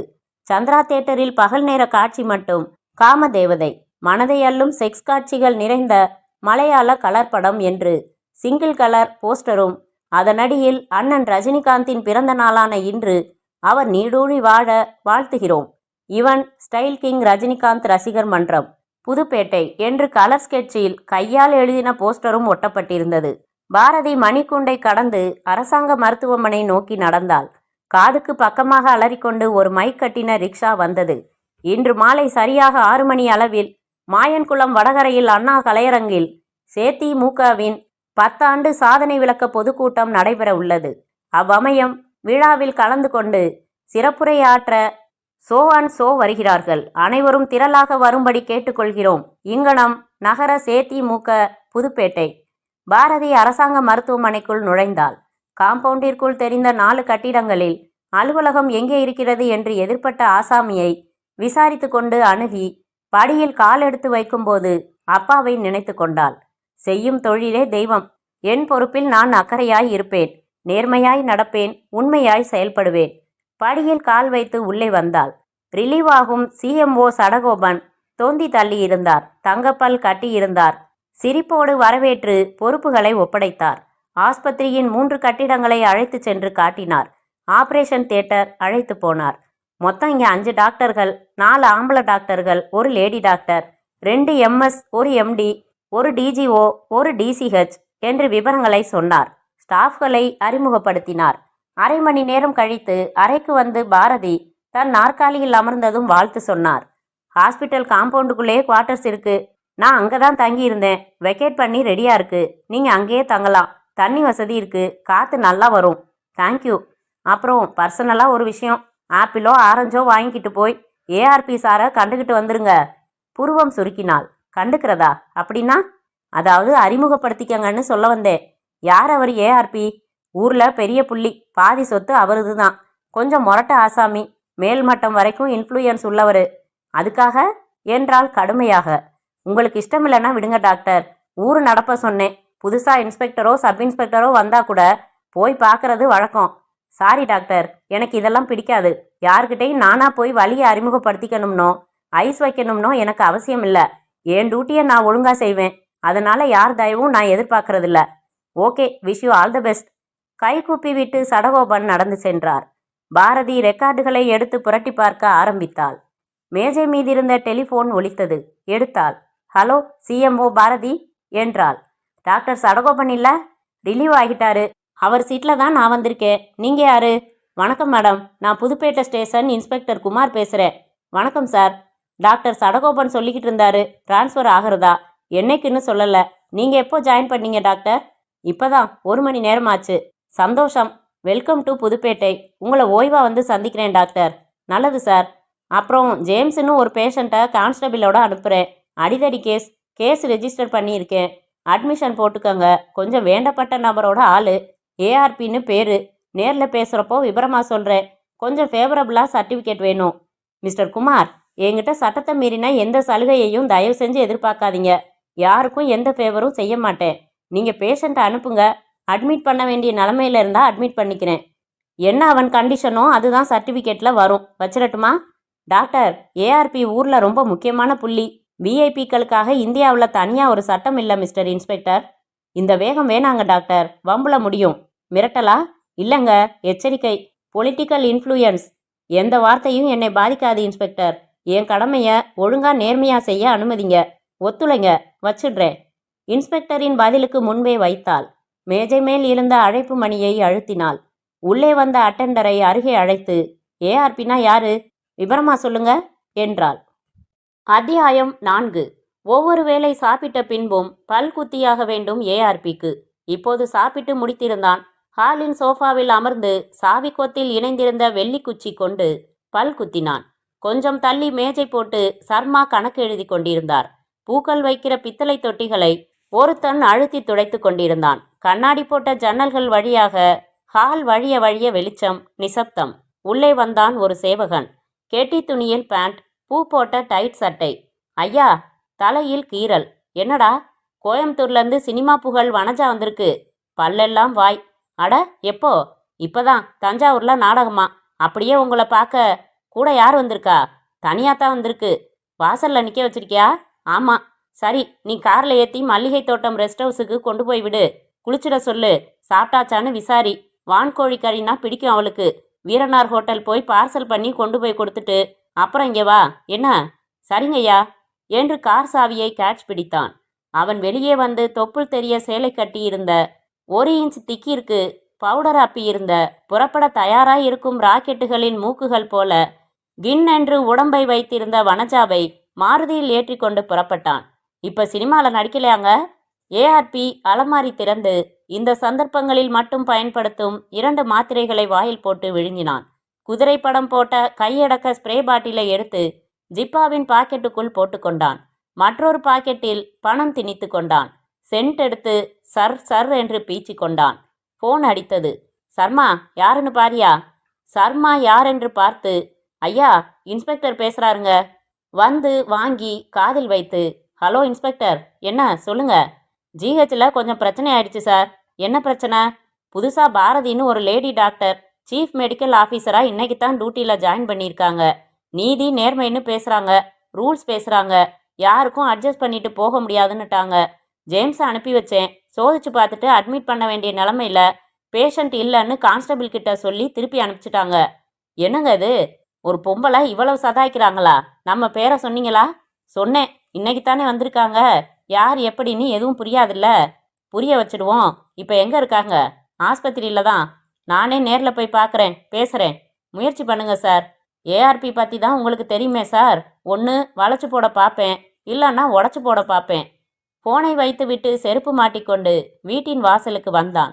நாயை தூக்கி கொண்டான். தொங்கும் மூங்கில் கூடையில் அமர்ந்து கார் வர காத்திருந்தான். நகம் கடித்து துப்பினான். வந்ததும் ஏறி கவர்மெண்ட் ஆஸ்பத்திரிக்கு போ ரத்னம். ஐயா, ரெஸ்ட் ஹவுஸில் தூங்கிட்டு இருக்கட்டும், வேற ஒரு ஜோலி, நீ போ. போகும் வழியில் காரை நிறுத்தி 1 டஜன் ஆப்பிள் வாங்கி கொண்டான். கார் ஜிஹெச் அலுவலகம் முன்னால் நின்றது. ஓலைக்கூடையில் பழங்களை தாங்கி ரத்னம் தொடர ஏஆர்பி உள்ளே நடந்து பாரதியின் அறை வாசலில் நின்று அறைக்கதவுகளின் ஒன்றில் லேசாக தட்டி, உள்ள வரலாமா டாக்டரம்மா என்றான். வாங்க என்றாள் பாரதி. உள்ளே வந்து எதிர் நாற்காலியில் அமர்ந்து, டேய், பழத்தை அப்படி வைடா. இருங்க இருங்க, என்ன அது? சும்மா பழம், ஆப்பிள். எப்படி வெறுங்கையோடு வந்து சந்திக்கிறது? மன்னிக்கணும், அந்த கூடையை முதல்ல எடுத்துடுங்க. நீங்கள் யார், என்ன விஷயம்னு சொல்லுங்க. பார்த்து கொண்டிருந்த நோட்டை மூடினாள். என் பேர் ஏஆர் பீட்டர், ஊரில் ஏஆர்பின்னு சொல்லுவாங்க. பாரதி பேனாவை மூடி வைத்துவிட்டு அவனை அளப்பது போல பார்த்தாள். சரி என்றாள். ஃபேன் காற்றில் காதருகில் ஒரு கூந்தல் முடி தள்ளாடி கொண்டிருந்தது. லான்ச் ஓடுது, மல்லிகை தோட்டம், தோப்பு, வயல், எல்லா வகையிலையும் சொத்து இருக்கு. சந்தோஷம். ஆளுங்கட்சி மினிஸ்டர்ஸ் இந்த பக்கம் மீட்டிங்குக்கு வந்தா நம்ம ரெஸ்ட் ஹவுஸில் தான் தங்குறது வழக்கம். சரி, நீங்களே வந்து பார்ப்பீங்கன்னு நினச்சேன், வரக்கானோம். அதான் நாம் பார்த்துட்டு போகலாம்னு வந்தேன். ரொம்ப சின்ன பொண்ணாக இருக்கீங்களே. நான் ஒரு 40-45 வயசில் எதிர்பார்த்தேன். என் மக வயசு தான் இருக்கும்னு நினைக்கிறேன் உனக்கும். லுக், மரியாதை கொடுத்தா மரியாதை கிடைக்கும் என்றாள் பட்டென்று. என் பொண்ணு டெல்லியில் இருக்கா. என் மாப்பிள்ளைக்கு ஹோம் மினிஸ்ட்ரியில் வேலை. ஒரே பொண்ணு, ஒய்ஃபு இறந்துட்டா. தனியாக தான் இருக்கேன். சரி, வந்த விஷயத்த சொல்கிறீங்களா? நம்மால் ஜேம்ஸ் இங்கே அட்மிட் ஆகிறதுக்கு வந்தான். இன்ஸ்பெக்டர் அனுப்பி வச்சாரு. அட்ஜஸ்ட் பண்ண மாட்டேன்னுட்டிங்களாம். வருத்தப்படாதீங்க இன்ஸ்பெக்டர், புதுசாக வந்திருக்காங்க. நம்மளை அறிமுகம் இல்லைன்னு சொன்னேன். உடனே புறப்பட்டு வந்துட்டேன். 6 வருஷமாக எஸ்ஐயா இருந்தார் குமார். அப்புறம் நான் முயற்சி எடுத்துக்கிட்டு இன்ஸ்பெக்டர் ஆனார். எதுக்கு சொல்ல வரேன்னா, ஏங்கம்மா, உங்களுக்கு கல்யாணம்? பாரதி எரிச்சலை அடக்கி கொண்டு, இன்னும் ஆகலை. உங்கள் சிபாரிசில் ஒரு கலெக்டர் மாப்பிள்ளை பார்த்து தரேன்னு சொல்ல போகிறீங்களா? தமாஷ் பண்ணுறீங்க. நம்ம வீட்டுக்கு எப்போ வரீங்க? ஒரு விருந்து கொடுக்கணுமே உங்களுக்கு. சாரி சார், உங்களை எப்படி எனக்கு அறிமுகம் இல்லையோ அப்படி என்னையும் உங்களுக்கு அறிமுகம் இல்லை. திருச்சி கலெக்டராக இருந்து ரிட்டையர் ஆனாரே கணபதிராம், தெரியுமா? தெரியுமாவா? பக்கா கலெக்டரு. காந்தி தாத்தாவுக்கு இவர் தான் சப்ஸ்டிடியூட்னு எல்லாரும் சொல்லுவாங்க. மனுஷன் தானும் பைசா வாங்க மாட்டான், வாங்குறவனையும் விடமாட்டான். பேஜாரான ஆளு. காலத்துக்கு தகுந்த மாதிரி அட்ஜஸ்ட் பண்ணிக்கிட்டு போக தெரியாத, பொழைக்க தெரியாத மனுஷன். பட்டுக்கோட்டையில் ஆர்டிஓவா கொஞ்ச நாள் இருந்தப்போ 3 மாசத்துல அங்கேருந்து கிளப்பினோம். அதில் முக்கிய பங்கு நம்மளோடது தான். அவருக்கு நீங்கள் உறவா? ஆமாம், ரத்த உறவு. அவர் பொண்ணு தான் நான். அதானே பார்த்தேன். அந்த ரத்தம் தான் இப்படி பேசுது. அம்மா, உனக்கு மன்னிச்சுக்கங்க, உரிமையாக சொன்னால் கோபம் வருது. உங்களுக்கு துடிப்பு இருக்கிறது நியாயம்தான். ஆனால் எல்லா சந்தர்ப்பத்திலையும் எல்லார்கிட்டையும் விரைப்பாக நடந்துக்கிறது நல்லதில்லை. ஸ்ட்ரிக்டாக இருக்க வேண்டியது தான். கொஞ்சம் ஆள் பார்த்து அட்ஜஸ்ட் பண்ணிக்கிட்டும் போக வேண்டியது தான். நான் எப்படி நடந்துக்கணும்னு அரசாங்கத்திலேயே விதிமுறைகள் நிர்ணயிச்சிருக்காங்க. அதுபடி நடந்துப்பேன். அப்புறம் நான் கொஞ்சம் ரவுண்ட்ஸ் போகணும். வெளியே போடான்னு சொல்கிறீங்களா? நான் எங்கே அப்படி சொன்னேன்? அர்த்தம் அதான். அப்போது ஜேம்ஸை அட்மிட் பண்ணிக்கிட்டு உள்ளுக்குள்ளே நிறைய அடிபட்டிருக்கிறதா ஒரு சர்டிஃபிகேட் கொடுக்க முடியாதுங்கிறீங்க. நீங்கள் சொல்கிற ஜேம்ஸை நானே செக்கப் செஞ்சு பார்த்தேன் சார். அவருக்கு ஒன்றும் இல்லை, நல்லா இருக்காரு. அது எங்களுக்கு தெரியும். அவன் கையால் அடி வாங்கின இருளப்பன் ஒரு அனாத பயலா இருந்தா இவ்வளவு தூரம் நான் வந்திருக்க மாட்டேன். அவனுக்கு ஜாதி ஜனம் அதிகம். பெரிய பிரச்சனை ஆக்கிடுவாங்க. நிச்சயம் 2-3 வருஷம் உள்ள தள்ளிடுவாங்க. ஒன்றுமில்லாமல் செய்ய எனக்கு 1 மணி நேரம் கூட ஆகாது. ஆனால் அடிப்படையில் கொஞ்சம் ரெக்கார்ட் சாதகமாக இருக்கணுமேன்னு பார்த்தேன். என்ன பகைச்சிக்கிறது நல்லது இல்லைங்க. முடிவாக என்ன சொல்கிறீங்க? இந்த அட்ஜஸ்ட் பண்ணிக்கிற வேலையே கிடையாது சார். சட்டப்படி தான் நான் நடந்துப்பேன். வயசில் மூத்தவருங்கிறதால மரியாதை கொடுத்து பேசிக்கிட்டு இருக்கேன். போயிட்டு வரீங்களா என்று கை கூப்பினாள் பாரதி. இப்படி மூஞ்சில் அடித்த மாதிரி பேசி என்னை எதிர்த்துக்கிறது உங்களுக்கு சரியில்லை டாக்டரம்மா. விளைவுகள் நல்லா இருக்காது. என்ன சார், அதிகபட்சம் உங்கள் செல்வாக்க வச்சு இந்த ஊரை விட்டு துரத்தி அடிப்பீங்க. செய்யுங்க சார், தாராளமாக செய்யுங்க. வேலையை விட்டே அனுப்பினாலும் என் மனசுக்கு சரின்னு படுறது தான் செய்வேன். அப்படிங்களா? அப்போ சரி, சந்தோஷம். டேய் ரத்னம், பழக்குடையை எடுத்துட்டு வாடா என்றான் ஏஆர்பி. கோபமாய் விருட்டென்று எழுந்து வெளியே வந்து காரில் ஏறி கதவை ஓங்கி சாத்தினான். ரத்னம் காரில் அமர்ந்து கொண்டு ஸ்டார்ட் செய்து, ஐயா, ரெஸ்ட் ஹவுஸுக்கு தானே என்றான் தயக்கமாக. வீட்டுக்கு போடா, அவளை பணத்தை கொடுத்து அனுப்பு. என்ன பேச்சு பேசினா பாத்தியா? இவளுக்கு ஒரு வழி பண்ணிடணும்டா. முதல்ல டிரான்ஸ்ஃபர் தானேயா? அதுக்கெல்லாம் கவலைப்பட மாட்டா. தியாகி பரம்பரை, சுத்த குடும்பம், ரோஷக்காரி, படிச்ச திமிரு, சட்டம் பேசுறா. இவளை இங்கே உக்காத்தி வச்சே நான் யாருன்னு காட்டணும்டா. காட்டலாங்க. ஆனா இப்ப ஜேம்ஸு இவ இல்லைன்னா வேற வழியே இல்லையா? அதெல்லாம் பார்த்துக்கலாம். வா, தஞ்சாவூர்ல போய் படுத்துக்க வச்சிடலாம் ஜேம்ஸை. இவ திமிர தலையில தட்டணும்டா. வீடு வந்து இறங்கியதும் ஆப்பிளை எடுத்து கடித்து கொண்டு, நீ என்ன செய்யற? தகவல் தெரிஞ்சுக்கிட்டு வா. இவ யாரு, என்ன பின்னணி, எந்த பலத்துல இப்படி விடைக்கிறான்னு தெரிஞ்சுக்கிட்டு அப்புறம் பாட சொல்லி தருவோம். கோபமா பேசுறாளே ஒழிய, ஆளு சும்மா செவன்னு ஆலப்புழையிலிருந்து ஒருத்தி வந்தாளே, அவ பேர் என்ன? கிருஷ்ணவேணியா? அவ மாதிரியே இருக்க அசப்புல என்றான் ஏஆர்பி. ஆப்பிளை நாயிடம் வீசிவிட்டு உள்ளே வந்து ஃபோன் எடுத்து சுழற்றி, எம்எல்ஏ ஊர்ல இருக்காருங்களாமா? வெளியில போயிருக்காரா? நான் ஏஆர்பி பேசுறேன், அர்ஜென்ட்டான விஷயம். வந்ததும் என்னை கூப்பிட சொல்லுங்க. அத்தியாயம் 5. வாசலில் பைக் சத்தம் கேட்டு கேஸ் அடுப்பின் குமிழை திருப்பி நெருப்பின் அடர்த்தியை கட்டுப்படுத்தி விட்டு வெளியே வந்து, வரணும் மகாராஜா, முன்கூட்டியே சொல்லியிருந்தா சிவப்பு கம்பளம் வாங்கி விரிச்சிருப்பேன் என்றாள் பாரதி. கிருஷ்ணன் பைக்கை பூட்டிவிட்டு சைடு பாக்ஸில் செருகியிருந்த அட்டைப்பெட்டியை கையில் எடுத்துக்கொண்டு, 4 நாளா ஊர்ல இல்ல, புதுக்கோட்டைக்கு டெபுடேஷன்ல போயிருந்தேன். இதான் குவார்ட்டர்ஸா என்று உள்ளே வந்தான். இன்னும் சரியா அரேஞ்ச் பண்ணல. உட்காரு. என்ன பைக்லே வந்துட்ட? என்ன பெரிய தூரம், அரை மணியில் வந்துட்டேன் தெரியுமா? ஏன் பாரதி, நீ தஞ்சாவூர்லேயே அம்மாவோட தங்கிட்டு தினம் பஸ்ஸில் வரலாமே. ஆமாம், உன்னை மாதிரி ஆஃபீஸ் உத்தியோகம் பார்க்குறேன் பாரு. ஹாஸ்பிட்டல் இன்சார்ஜே நான் தான். எந்த நேரத்துலையும் அவைலபிளாக இருக்கணும். எத்தனை வகையான எமர்ஜென்சி இருக்குது. அதில் ஒரு வகை தான் இந்திரா காந்தி கொண்டாந்ததா? செல்லமாக கிருஷ்ணனின் மூக்கை திருகிவிட்டு, இரு, சாதம் வச்சிருக்கேன், இறக்கிட்டு வந்துடுறேன் என்று உள்ளே சென்றாள். 10 நிமிடத்தில் திரும்பி வந்து அவன் கையில் இருந்த பேப்பரை வாங்கி மடக்கி வைத்து, பேப்பர் படிக்க தான் வந்தியா? சொல்லு. அப்புறம் இது என்ன பார்சல்? எதுவும் கல்யாணத்துக்கு போறியா? உனக்கு தான். எனக்கா? என்னது ரொம்ப ஃபார்மலாக கிஃப்ட் பேக்கிங் எல்லாம் பண்ணி ரிப்பன் கட்டி? எதுக்கு? உன் ப்ரமோஷனுக்காக. சேலை கலர் பிடிச்சிருக்கான்னு பாரேன். பாரதி பார்சலை ஆர்வமாக பிரித்து பார்த்து, போ கிருஷ், உனக்கு நினைவே இருக்கிறதில்ல. இதே பொடி கலரில் தானே போன பர்த்டேக்கு வாங்கி தந்த. ஆமாம், உன் உடம்புக்கு டார்க் கலர் தான் எடுக்கும்னு எடுத்து போட சொன்னேன். இந்த கலர் இருக்கா இல்லையான்னு மறந்துட்டேன். சரி கொடு, வேற கலர் மாத்திடலாம். தெரிஞ்ச கடை தான். வேணா விடு, இது டிசைன் வேற. காபி சாப்பிட்றியா? கேளு. கொடுக்காத. உபசரிக்கிறதுக்கு நீ என்ன விருந்தாளியா? வேணும்னா கேளேன் என்று எழுந்து பாரதி காஃபி கலந்து வந்து கொடுத்தாள். பருகிக்கொண்டே, தனியா இருக்கிறதுக்கு போர் அடிக்கல? அடிக்குது. ரேடியோ புக்ஸுன்னு ஓட்டுறேன். நீ தான் மனசு வைக்க மாட்டேங்கிறியே. முழங்கையில் என்ன கீரல்? எங்க காமி? ஏய், ரத்தம் வந்திருக்குதுப்பா. அது ஒன்றுமில்ல, விடு. வர்றப்போ ஒரு மாட்டு வண்டியில் கம்பி நீட்டி இருந்துச்சு. ஓவர்டேக் பண்ணுறப்போ லேசாக கிழிஞ்சிடுச்சு. சரியா போயிடும். அதான் சார், அரை மணி நேரத்தில் வந்தீங்களா? இரு, டிங்சர் போட்டு விட்றேன்.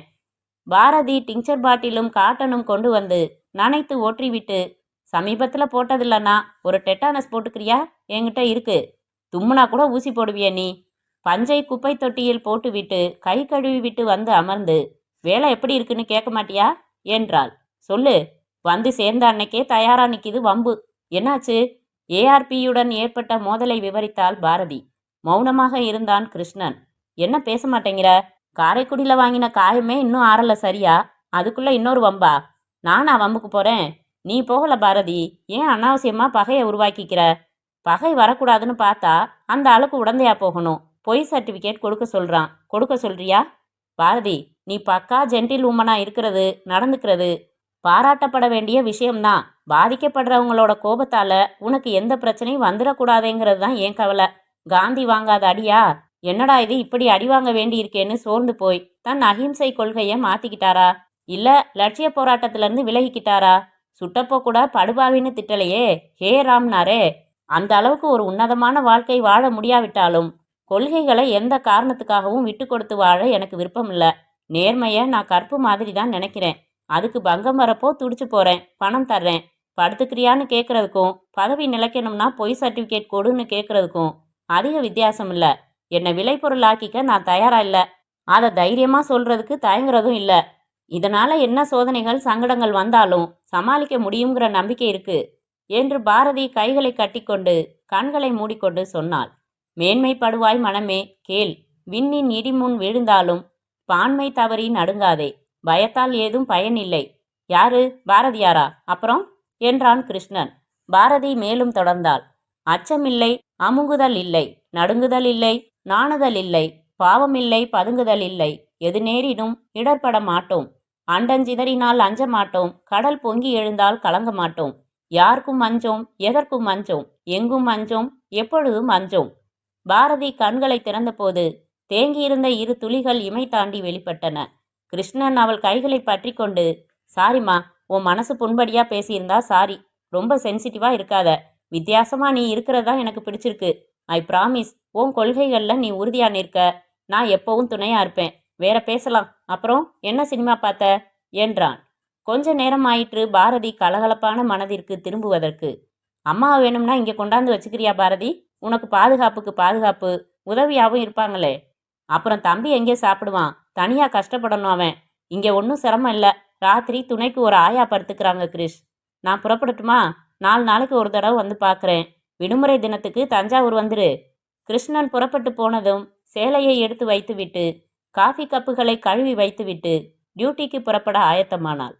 அத்தியாயம் 6. சோப்பு போட்டு குளிப்பாட்டப்பட்ட கடலின் நுனியெல்லாம் நுரை. அப்படியும் கடல் நீளமாகத்தான் இருந்தது.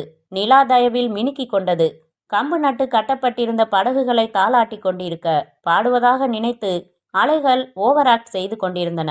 சேது சிமெண்ட் பூசின ஏல மேடையில் உட்கார்ந்து பீடி குடித்து கொண்டிருந்தான். வெகு தூரத்தில் லைட் ஹவுஸ் தெரிந்தது. மினுக்கென்ற அதன் ஒளி சுழற்சி தெரிந்தது. உப்பு காற்று முகத்தில் சுல் என்று அரைந்தது. தோளின் துண்டெடுத்து தலையில் கட்டிக்கொண்டான். சட்டையில் அவிழ்ந்திருந்த பட்டன்களை போட்டுக்கொண்டான். கையில் டார்ச் லைட்டுடன் அதன் வெளிச்சத்தை கீழ்ப்பக்கமாக திருப்பி பிடித்து கொண்டு கை வீசி யாரோ நடந்து வந்தார்கள். சேதுவை மிகவும் நெருங்கினதும், வா மணி என்றான் சேது.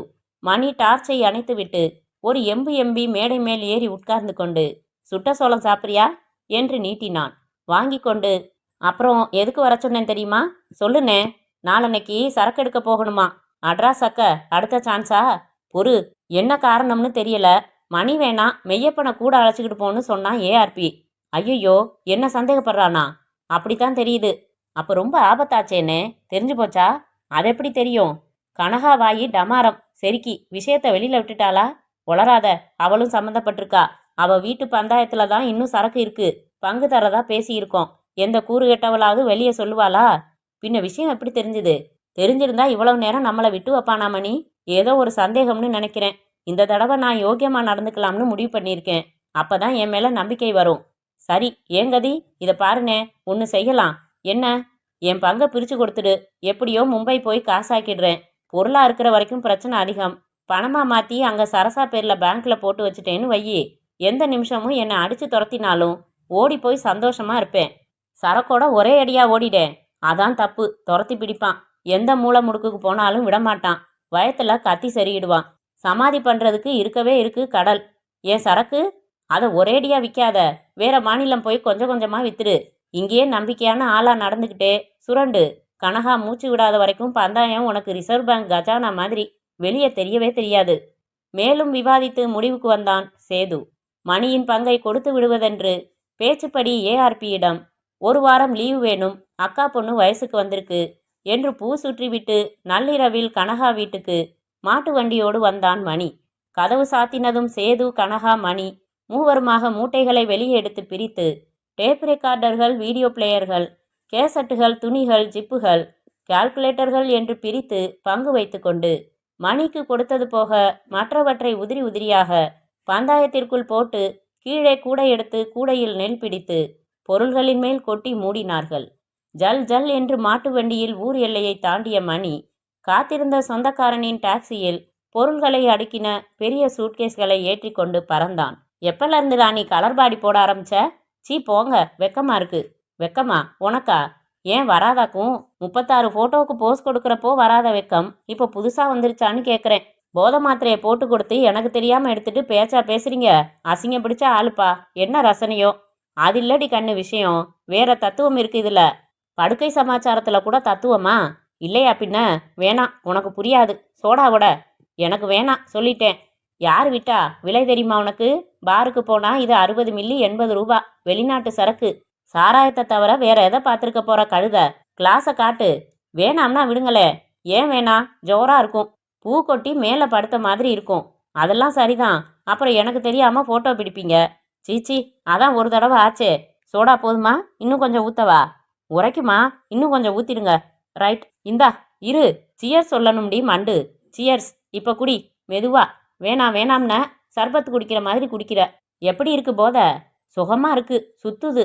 சாஞ்சுக்கோ, அண்ணங்கிட்ட கேளு. உன்னை வீடு பார்த்து பெர்மனண்டா வச்சிடுறேன். கண்டவனா கட்டி பிடிக்க வேண்டியதில்ல பாரு. ஆமா, தண்ணியில பேசுற பேச்சு தெளிஞ்சதும் போச்சு. 4 தடவை சொல்லிட்டீங்க. 2 பவுன்ல ஜிமிக்கி. நானும் 7 தடவையா கேட்டுக்கிட்டு இருக்கேன். பேச்சு தான் பெருசு. நாளைக்கே ஜிமிக்கி வாங்கிடலாம். இப்போ பேச்ச நிப்பாட்டு. இன்டர்காம் ஒலிக்க எரிச்சலா எடுத்தான் ஏஆர்பி. ஐயா, ரத்னம் வந்திருக்கான். ரொம்ப அவசரமா உங்களை பார்க்கணுமா? எழவு, எப்போ தொந்தரவு பண்றதுன்னே தெரியாதாடா முண்டாங்களா? சொன்னேன் ஐயா தனியா இல்லைன்னு. அப்படியும் ரொம்ப அவசரம்னு சொன்னதால தான். எங்கே அவன் ரத்னம்? இதோ எதிர்க்க உட்காந்துருக்கான். பேச சொல்லு. ஹலோ, வணக்கம் ஐயா. நல்ல நேரம் பார்த்துடா வணக்கம் சொல்ல. என்ன அர்ஜென்ட்டு?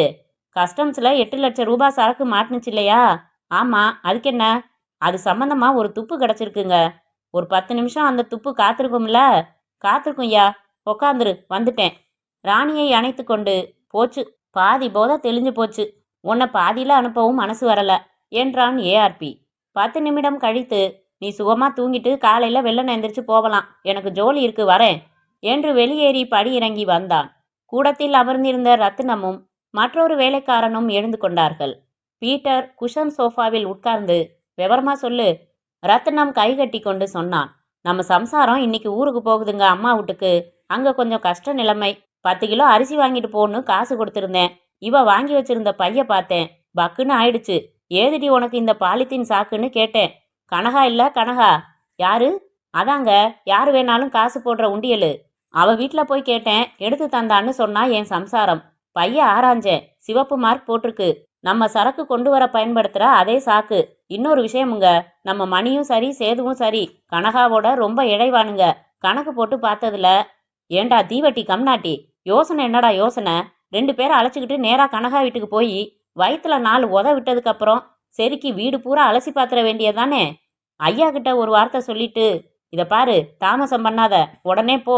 சரக்கு அங்கே இருந்துச்சுன்னு வையி, அந்த சேது பையில இழுத்துக்கிட்டு தென்னந்தோப்புக்கு கொண்டாந்துரு. நான் இங்கே இருக்கேன், எனக்கு சேதி சொல்லிவிடு. ரத்னம் ஜரூராக புறப்பட்டு 4 பேர் கொண்ட படை திரட்டி கொண்டு நேராய் கனகாவின் வீட்டுக்கு போனான். அரைந்து தட்டினான். கதவை தரடி பத்தினி. கதவை திறந்த கனகாவின் நெஞ்சில் காலை உயர்த்தி உதைத்து தள்ள அவள் அப்படியே தடுமாறி மல்லாக்க விழுந்தாள். பதறினாள். 4 பேரும் நுழைந்து கதவு சாத்தினார்கள். என்ன இது அக்கிரமம் என்று கத்தினாள். எழுந்து உட்கார்ந்தாள், விழித்தாள். ரத்னம் அவள் அருகில் மண்டியிட்டு அமர்ந்து, இங்க பாருடி, கத்தின சொருகிடுவேன் என்று பட்டன் கத்தியை விரித்து கொண்டு அவள் கூந்தலை மறுக்கையால் இறுக்கமாக பற்றி கொண்டு, சொல்லு, சேது உன்கிட்ட எத்தனை முட்டை சரக்கு கொடுத்து வச்சிருக்கான்? என்ன முட்டை? மிளகா முட்டை. ரத்தம் பார்க்காம சொல்ல மாட்டியா என்று கத்தியின் முனையால் அவள் தாடையை உயர்த்த கூர்பட்டு ரத்தம் வந்தது. மடியில் சொட்டியது. ஆ என்றாள் கனகா. எனக்கு ஒன்றும் தெரியாது, என்னை விடு. அப்படியா? வீட்டில் தேட போகிறோம். ஏதாச்சும் கிடச்சிச்சின்னு வச்சுக்க. கசாப்பு கடையை விட மோசமாக உன்னை துண்டு போடுவேன். 2 தடவை ஜெயிலுக்கு போயிட்டு வந்தவன். என்னை ஒன்றும் செய்யாத, சொல்லிடுறேன். கனகா அச்சரம் பிசகாமல் அனைத்தும் சொன்னாள். பந்தாயத்தில் இருந்த பொருள்கள் அனைத்தும் வெளியே எடுக்கப்பட்டன. மெய்யப்பா, நீ இதையெல்லாம் கட்டி நம்ம இடத்துக்கு கொண்டு போ. சேடப்பா, நீ போய் ஐயா கிட்ட விபரத்தை சொல்லி தோப்புக்கு வர சொல்லு. வா காசி, நீயும் நானும் படகு துறைக்கு போலாம். சேது அங்கதான் படுத்து கிடப்பான் என்றான் ரத்தினம் சுறுசுறுப்பாக. பங்கு போட்டுக்கலாம்னு கழுத பதுக்கியா வச்ச? இரு, உன்னை வந்து பேசிக்கிறேன். அத்தியாயம் 7. தென்னந்தோப்பில் காற்று ஜிலுஜிலுத்தது. கயிற்றுக்கட்டிலில் உட்கார்ந்திருந்தான் ஏஆர்பி. வானத்தில் பாதி நிலாவின் யாத்திரை. கொறித்து போட்ட கடலை தோள்களாய் சிதறிய நட்சத்திரங்கள். சாமரம் வீசிக்கொண்டு மேகங்கள். மலை போல் குவிக்கப்பட்ட உரிக்க வேண்டிய தேங்காய்கள். மணலில் குத்தி நடப்பட்டிருக்கும் கூரான கடற்பாறைகள். மற்றொரு புறம் உரித்த மட்டைகளின் மற்றொரு மலை. காவலுக்காக ஒரு மரத்தில் கட்டி போடப்பட்டிருந்த ராஜபாளையத்து லொல். இந்த பக்கம் இருவர் இழுத்து பிடித்து கொள்ள வியர்த்து கொட்டும் விழி விரித்த சேது. தவிர ஏஆர்பியின் கை பொம்மைகள். அமைதி. என்னடா ரத்னம், இப்படி துரோகம் பண்ணிட்டான் இவன்? கலைத்தவன் ஏஆர்பி. நீ செஞ்சதுக்கு பேர் என்னடா? என் பொண்டாட்டிய கதற கதற அனுபவிச்சு கடல்ல போட்டுட்டு எவங்கூடவோ ஓடிட்டான்னு கதை கட்டி விட்டியே, அதுக்கு பேரு துரோகம் இல்லையா என்று வசனம் சொன்னான் திமிரின சேது. அட, துப்பறிஞ்சு கண்டுபிடிச்சியாமாப்ல? பொறியில மாட்டிக்கிட்ட எலி வீரம் பேசுதையா ஏண்டா சேது, அதுக்காக பழி வாங்குற நடவடிக்கையில் இறங்கினியா? அமைதியாக இருந்தான் சேது. வாயால கேட்டா சொல்ல மாட்டான்யா என்று ரத்தினம் முழுக்கை சட்டையின் முனையை மேலே இழுத்து கொண்டு சேதுவை நெருங்க வேணாம் என்றான் ஏஆர்பி. அவன் மேல ஒரு சின்ன கீறல் கூட விழக்கூடாது, சந்தோஷமா சாகடிச்சிடலாம். எப்படின்னா, ஒரு சின்ன விபத்து, அதாவது நைட்ல கண் முழிச்சு தேங்காய் உரிச்சா அதிக சம்பளம் கிடைக்கும். அதுக்காக நம்ம சேது இங்க இதே இடத்துல தேங்காய் உரிச்சுக்கிட்டு இருந்தான். கொஞ்சம் தண்ணி வேற போட்டிருந்தான். என்ன ஆச்சு? கவனப்பிசகா இருந்ததால குத்தி வச்ச கடப்பாரை நெஞ்சில பாஞ்சிடுச்சு, செத்துட்டான். எப்படி? சேதுவின் கண்களில் மரண பயம் குடிவந்தது. எச்சில் ஊறியது. விழுங்கினான். வேணா வேணா என்று அலறினான். தவித்தான், மருண்டான். மாப்பிள்ளைக்கு மூக்க பிடிச்சுக்கிட்டு கொஞ்சம் சாராயத்தை உள்ள இறக்குங்கடா முதல்ல. சேது திமிர திமிர 3 பேராய் சேர்ந்து அரை பாட்டில் சாராயத்தை வலுக்கட்டாயமாக புகட்டினார்கள். 2 பேர் கையை பிடிங்க, 2 பேர் காலை பிடிங்க, குப்புற தொங்குற மாதிரி தூக்குங்க. ரைட், அப்படித்தான். உயரமா தூக்கி கடப்பாரை நெஞ்சில செருகிற மாதிரி அப்படியே நச்சுன்னு கீழே இறக்குங்க. இருங்க, கத்தக்கூடாது. அவன் வாயை துணி போட்டு கட்டுங்க. என்னவோ கல்யாண ஏற்பாடுகள் போல காட்டிலில் அமர்ந்து கால் மேல் கால் போட்டுக்கொண்டு ஏஆர்பி சொல்லிக் கொண்டிருக்க சொன்னபடி செயல்பட்டு சொத்தென்று கடற்பாறையை மையமாக வைத்து திமிரின சேதுவின் உடம்பை இறக்க எல்லா திசைகளிலும் பீச்சி அடித்தது ரத்தம். கடப்பாறை மார்புக்கு கீழே வயிற்றுக்கு மேலே சொருகி நடுமுதுகில் வெளிப்பட்டிருந்தது. சிகப்பு பூசிக்கொண்டிருந்த உடம்பு துள்ளியது, துடித்தது, அடங்கியது. சேதுவின் வாயிலிருந்து துண்டு எடுக்கப்பட்டது. ஏஆர்பி எழுந்து கொண்டு, நாயாவுத்து இழுத்துட்டு வந்துருங்க, எல்லாரும் போங்க என்றான். வெளியே நடந்தான். அனைவரும் நடந்தார்கள்.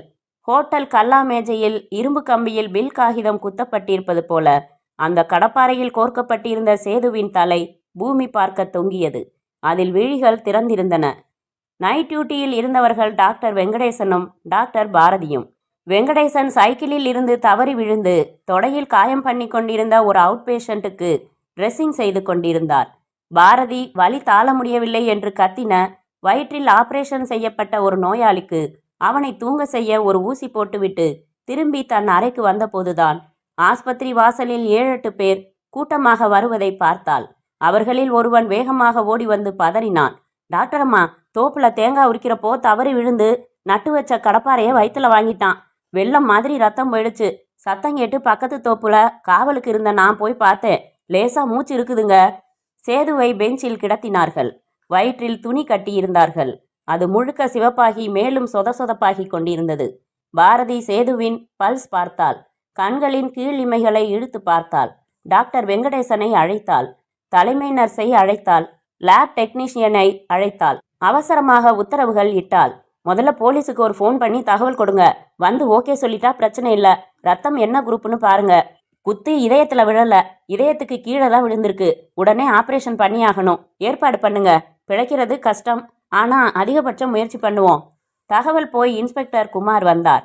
சேதுவை தூக்கி வந்தவர்களை பார்த்து முதல் கேள்வி கேட்டார். யார் அந்த ஆளு? சேதுன்னு பேருங்க. நம்ம ஏஆர்பி ஐயாவோட லான்ச்சில் டிரைவராக வேலை பார்க்குறாருங்க. அவரோட தோட்டத்தில் தேங்காய் உரிச்சுக்கிட்டு இருந்தப்போ தவறி விழுந்திருக்கணும். சாராய வாடை மூக்க தொலைக்குது. ஏஆர்பி என்றதுமே இன்ஸ்பெக்டர் சந்தேகத்தை கலற்றி தனியாக வைத்து விட்டார். பாரதியை அணுகி, இது ஆக்சிடென்ட் மாதிரி தான் இருக்கு, நீங்கள் எடுத்துக்கலாம், பிழைக்க வைக்க முயற்சி பண்ணலாம் என்று விட்டு பைக்கை கிளப்பி கொண்டு போய்விட்டார். சேதுவை ஸ்ட்ரெச்சரில் கிடத்தி ஆபரேஷன் தியேட்டருக்குள் தள்ளி சென்றார்கள். பாரதி கிளவுஸ் அணிந்தாள். தியேட்டருக்கான உடை அணிந்தாள். வெங்கடேசனும் மற்றொரு நர்ஸும் உதவ ஆபரேஷனை ஆரம்பித்தாள். போன் அடித்தபோது தூக்கம் கலைந்து ரத்னம்தான் கொட்டாவியுடன் எழுந்தான். யார் பேசுறது? ஏஆர்பி இருக்காரா? நான் இன்ஸ்பெக்டர் பேசுகிறேன். வணக்கம்ங்க. ஐயா அசந்து அசதியா தூங்குறாரு, எழுப்பட்டுமாங்க? வேணாம், ஒரு தகவல் சொல்லு. உங்ககிட்ட சேதுன்னு யாரும் வேலை பார்க்குறானா லான்ச்சில்? ஆமாங்க ஐயா. அவன் எங்கே இருக்கான் இப்போ? தென்னந்தோப்பில் தேங்காய் உரிச்சுக்கிட்டு இருக்கான். ராத்திரி வேலை பார்க்குறதுனா அவனுக்கு பிடிக்கும். ஏனுங்க ஐயா? உரிக்கிறப்போ தவறி கடப்பாரை வயிற்றுல செருகிடுச்சு போலிருக்கு. ஜனங்க தூக்கிட்டு வந்து ஆஸ்பத்திரியில் சேர்த்துருக்காங்க. உசிரி இருக்கு, ஆனால் பிழைக்கிறது சிரமம்னு டாக்டர் சொன்னாங்க. ஆப்ரேஷன் நடந்துக்கிட்டு இருக்கு, அதான் கேட்டேன். காலையில் வந்து ஐயாவை பார்க்குறேன்னு சொல்லு, எழுப்ப வேணாம்.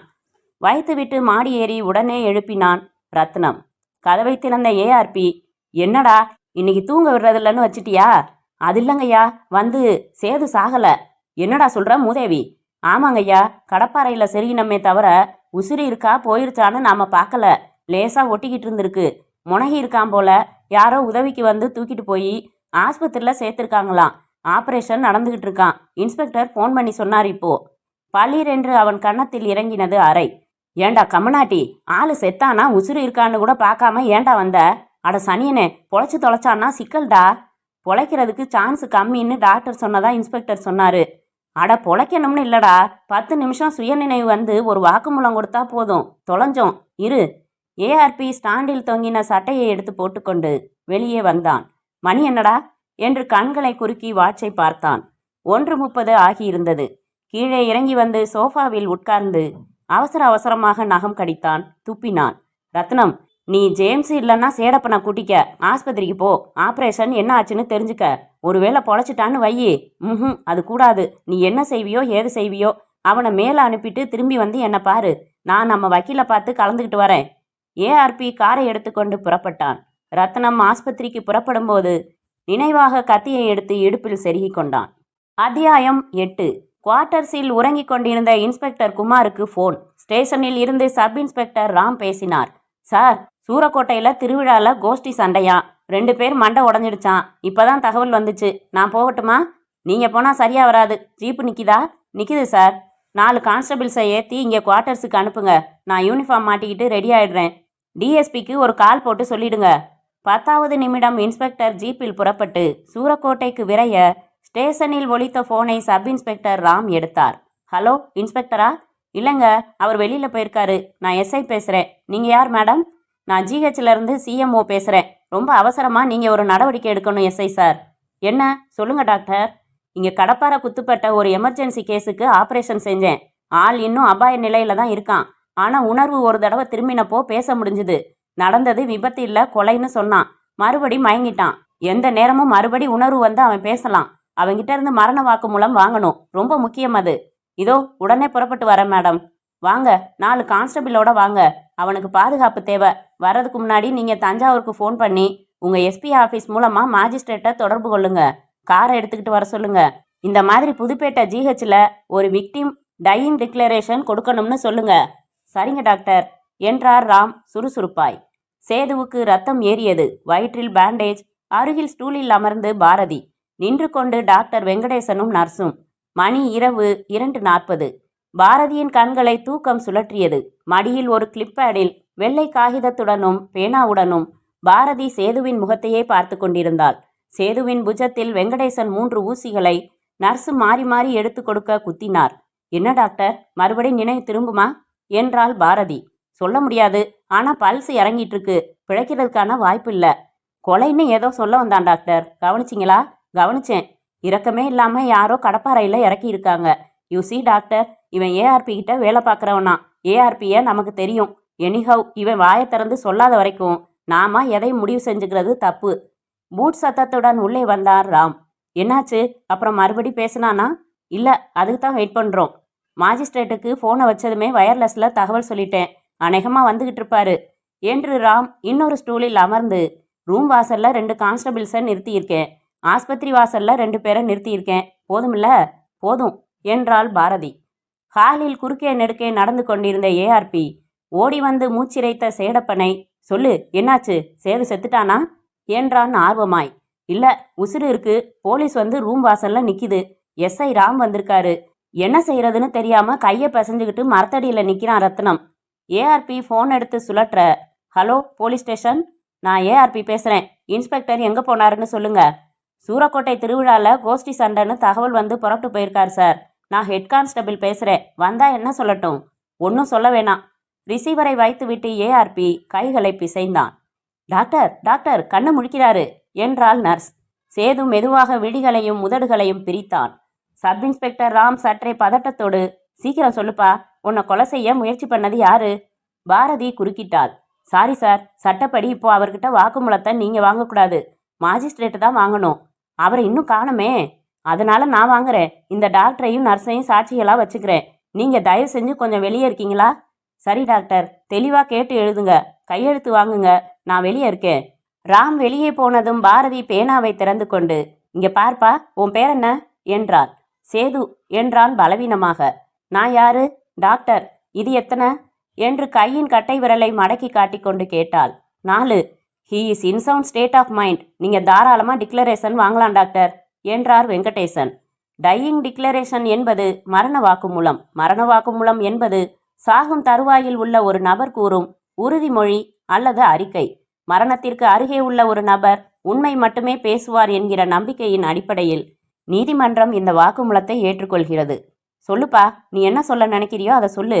சேது மிக பலவீனமாக நிறுத்தி தன்னை பற்றி, தான் ஏஆர்பியிடம் வேலைக்கு இருப்பதை பற்றி, தான் மனைவி திலகவதியை ஏஆர்பி அடைந்ததை பற்றி, தான் மூட்டைகளை ஒதுக்கியதை பற்றி, மாட்டிக்கொண்டதை பற்றி, தென்னந்தோப்பில் ஏஆர்பியின் உத்தரவின் பேரில் 4 பேராக சாராயம் புகட்டி தூக்கி கடப்பாறையை செருகினதை பற்றி விபரமாக சொல்ல, அவன் சொன்ன வார்த்தைகளில் ஒரு வார்த்தை மாறாமல் அப்படியே எழுதி கொண்டாள் பாரதி.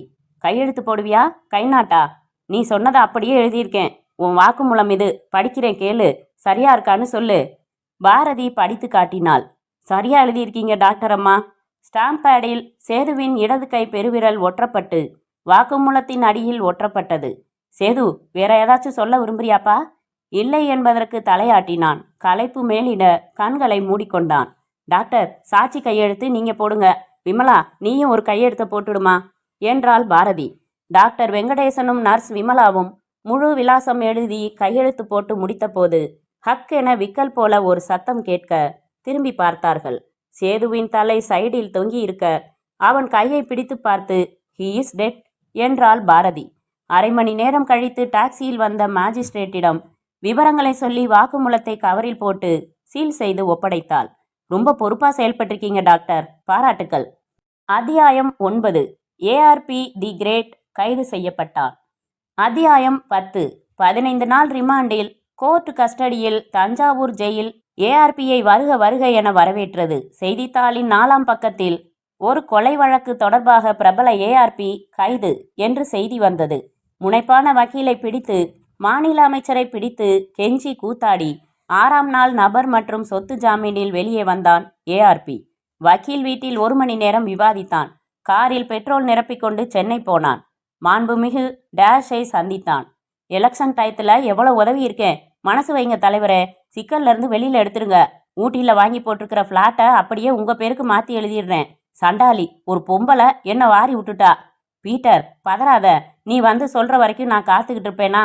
உனக்கு ஜாமீன் ஏற்பாடு செஞ்ச கையோட கேஸை எப்படி உடைக்கலாம்னு விசாரித்தேன். தலைகீழாக நின்னாலும் நடக்காது. வாக்குமூலம் படு சுத்தமாக இருக்கு, முறைப்படி நடந்திருக்குன்றாரு. செஷன்ஸ் கோர்ட்டு ஜட்ஜு இதில் ஃபேவர் பண்ணுறதுக்கு வாய்ப்பே இல்லையாம். என்ன தலைவரே, இப்படி சொல்லிட்டா எப்படி? நழுவுறீங்களே தலைவரே. அந்த செருக்கிய ஜில்லா மாற்றிடலாமா? சொல்லுங்க, அதை வேணா செய்யலாம். அதனால எனக்கு என்னங்க பிரயோஜனம்? ஒரு ஐடியா சொல்கிறேன். கட்சிக்காரனுக்கு சண்டைக்காரன் மேல்னு பழமொழியே இருக்கு. நேராக ஊருக்கு போங்க.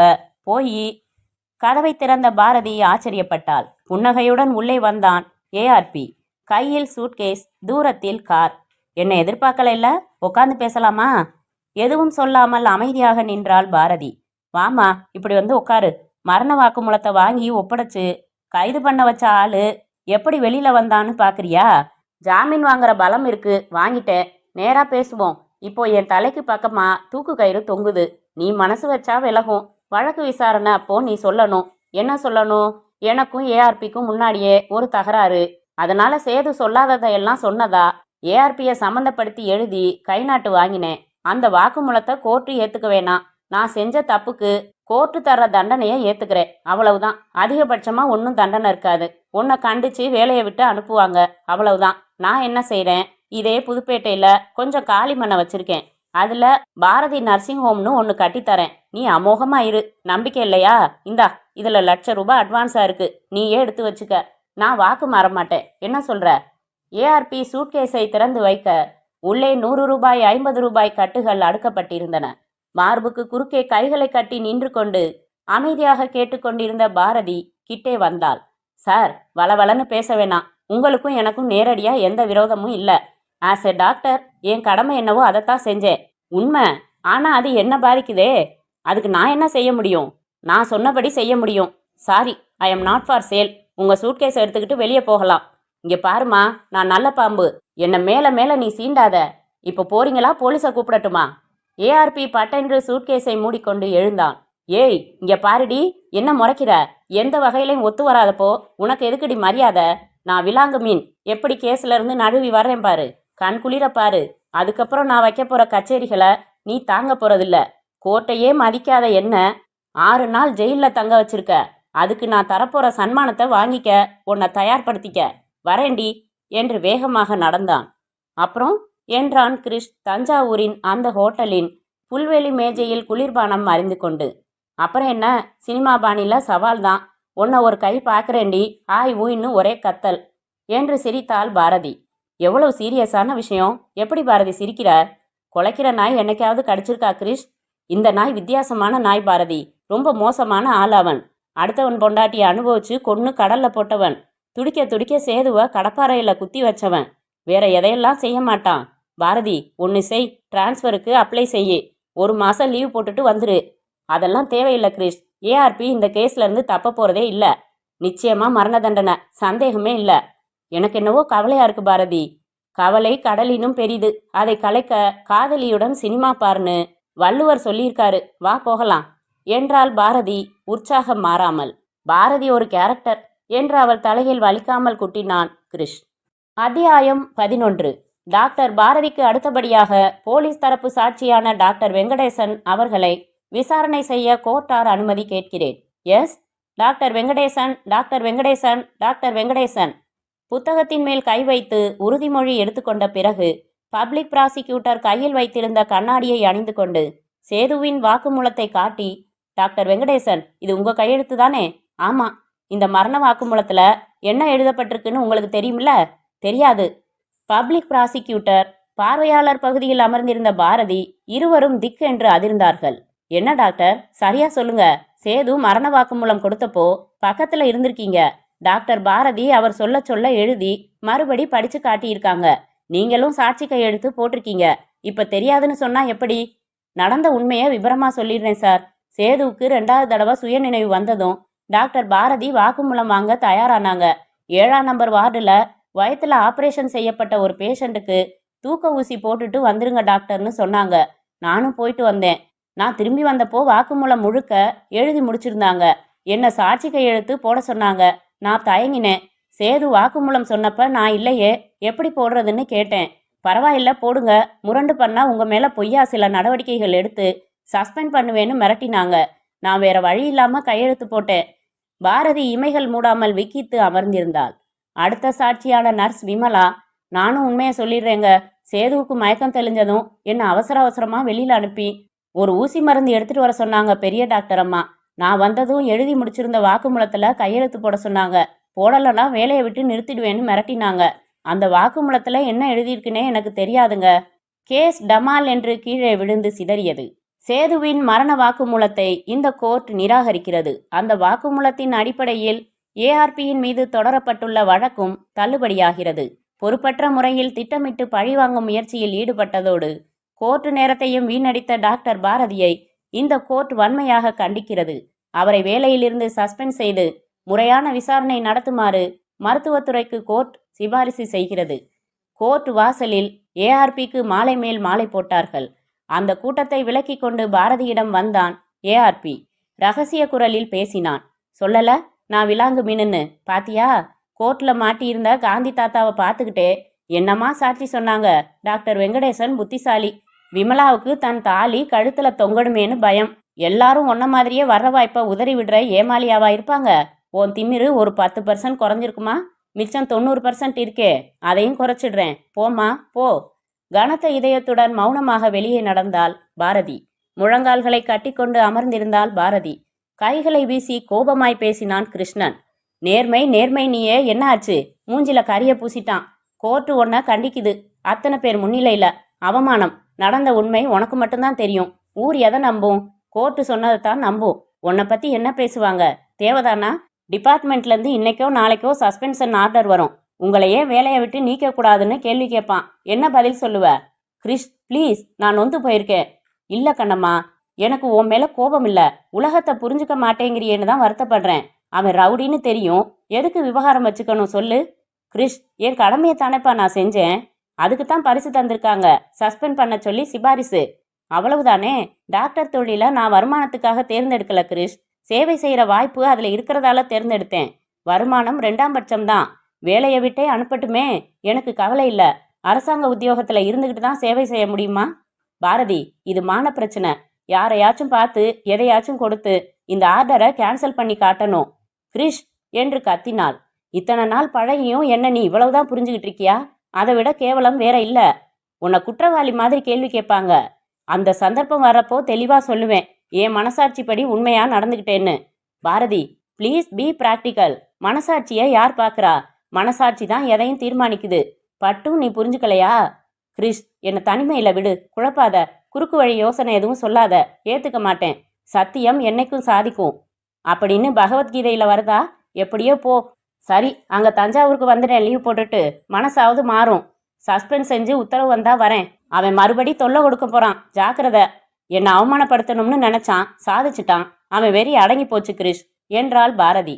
அடங்காதுரா, அடங்காது. என் வெறி அடங்காது, இன்னும் ஊத்து என்று மற்றொரு கிளாஸ் பிராந்தி முழுங்கினான் ஏஆர்பி. ஊற்றி கொடுத்த ஜேம்ஸ், பொம்பளைங்க போதுங்க, விட்டுடலாம். பறிஞ்சு பேசுன பல்ல பேத்துருவேன் ராஸ்கல். 6 நாள் ஜெயிலில் இருந்தேன்டா. என் சொத்து என்ன, வசதி என்ன, ஆள் படை என்ன, செல்வாக்கு என்ன? விசாரணை கைதினாலும் கைதி தானேடா. 2 தடவை அவளை கெஞ்சிக்கிட்டு போய் நின்னேன். எடுத்தெறிஞ்சு பேசிட்டா. என்ன திமிரா ஏத்து பேசினா? ஜேம்ஸு, அவ திமிர அடக்கணும்டா. சரி, என்ன செய்யலாம் சொல்லுங்க, செஞ்சிடுறேன். அவளை பத்தி சப்ஜாடா ஜாதகம் இருக்கு நம்மகிட்ட. அவளை கைய காலை முடிக்கிறது பிரமாதமான வேலை இல்லடா. ஜெயிலுக்கு போனப்போ நான் குறுகி போனேனே, அப்படி அவ வாழ்க்கை பூரா குறுகி போகணும், கூசி போகணும். மனசுல விடுற ஒவ்வொரு அடியும் ஏஆர்பியை பகைச்சுக்கிட்டது தப்பு தப்புன்னு நெத்தில அடிச்சுக்கணும் அவ. மேலும் ஒரு கிளாஸ் ஏற்றி கொண்டான் ஏஆர்பி. அவன் பேர் என்னடா? யாருங்கய்யா? அவளோட முறைப்பையன், பைக்ல வருவான் போவானே. கிருஷ்ணனுங்க, தஞ்சாவூர்ல வேலை பார்க்குறான். இன்னைக்கு கூட பைக் எடுத்துக்கிட்டு வந்திருக்கான். குவார்ட்டர்ஸ் வாசல்ல நிக்கிது, வரப்ப பார்த்தேன். அவனை நல்லா தெரியுமா உனக்கு? தெரியுங்க. எந்திரிடா எந்திரி. நம்ம லாரியை எடுத்துக்கிட்டு போய் ஊர் எல்லையில நில்லு. துரை பைக்கில் வருவாரு. நல்லா அடையாளம் தெரியும்ல அவனை? தெரியுங்க. அடையாளம் தெரியாதபடிக்கு பைக்கோட வச்சு ஒரு தேய்ப்பு தேய்ச்சிடு. ஐயா, வேரில் வெட்ட வெட்ட மரம் சாயும்டா மண்டு. அவ வாழ்க்கையில இனிமே நல்ல சமாச்சாரமே கிடையாது. நீ போ, நான் சொன்னதை செய்யி. ஜேம்ஸ் ஒரு வினாடி தான் தயங்கினான். அடுத்த வினாடி உத்தரவுக்கு கட்டுப்பட்டு எழுந்தான். விரைவாக நடந்தான். இளம் விதவையின் மனநிலை போல வானம் இருட்ட ஆரம்பித்தது. அப்போ நான் புறப்படட்டுமா என்று ஹெல்மெட்டை எடுத்துக்கொண்டான் கிருஷ்ணன். போயிட்டு வா, வண்டியை விரட்டாத, மெதுவாவே போ. கிறிஸ் ஹெல்மெட் அணிந்து பைக்கில் அமர்ந்து பாக்கெட்டுகளில் தொட்டு பார்த்தான். என்ன தேடுற? என் மணி பர்ஸ். முகம் கழுவிக்க போனப்போ எடுத்து மேஜை மேலே வச்ச. திரும்ப எடுத்துக்கலையா? இரு, எடுத்துட்டு வரேன். திரும்ப எடுக்க வந்தவள், இது என்ன காகிதம் என்று விரிக்க அவளிடமிருந்து அவசரமாக பிடுங்கி மடித்து பர்சுக்குள் வைத்து கொண்டான். என்ன இது சஸ்பென்ஸ்? ஒண்ணுமில்ல, ஆபீஸ்ல சும்மா இருக்கிறப்போ உன்னை பத்தி ஒரு கவிதை எழுத ஆரம்பிச்சேன். பாதிதான் எழுதினேன். எப்போ கவிஞரான? இங்க பார்க்கலாம். மிச்சத்தை முடிச்சு காமிக்கிறேன், வரட்டுமா? சரி, என்ன நினைச்சு கவலைப்படாதே கிரிஷ், எனக்கு ஒண்ணுமில்ல. அம்மா கிட்ட எந்த விஷயமும் சொல்ல வேண்டாம். சரி, குட் நைட் என்று புறப்பட்டான். புதுப்பேட்டையின் சின்ன கடை தெருவை தாண்டினதுமே ஊர் எல்லை. தஞ்சாவூர் நோக்கி செலுத்தினான்.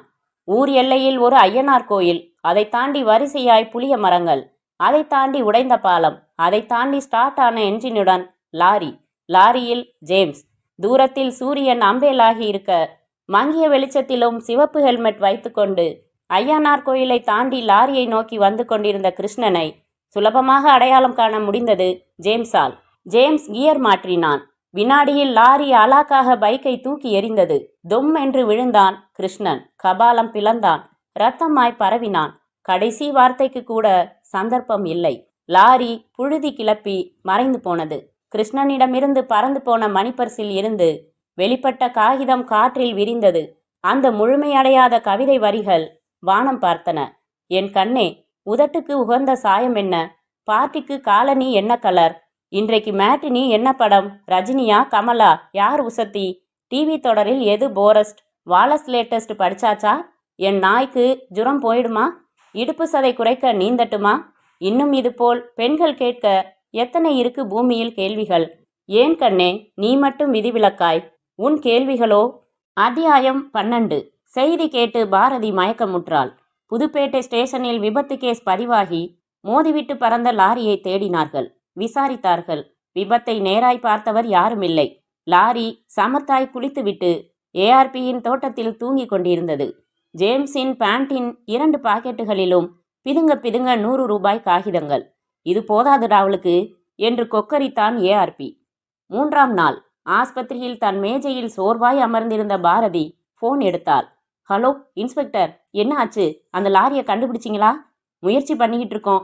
நடந்த விபத்து நடத்தப்பட்ட விபத்து. Yes, it was a pure murder. உங்க ரிப்போர்ட் படியே பைக்கை அவ்வளவு தூரம் தூக்கி அடிக்கணும்னா லாரி 80 கிலோமீட்டர் வேகத்துல வரணும். உடஞ்ச பாலம் பக்கத்துல வந்திருக்கு. அதனால எந்த லாரிக்காரனும் அந்த இடத்துல 50க்கு மேல வரமாட்டான். டாக்டர் அம்மா, சஸ்பென்ஷன் ஆர்டர் வந்துருச்சுன்னா பேசாம ஸ்டேஷனுக்கு வந்து நீங்களே லாரி கண்டுபிடிக்கிற வேலையில இறங்குறீங்களா? இன்ஸ்பெக்டர், கத்தாதீங்க. உங்க யூகம் எல்லாம் எங்களுக்கு சொல்ல வேணாம். எங்களுக்கு அரசாங்கமே பயிற்சி எல்லாம் தந்திருக்கு. முறைப்படி நடந்துக்குவோம்.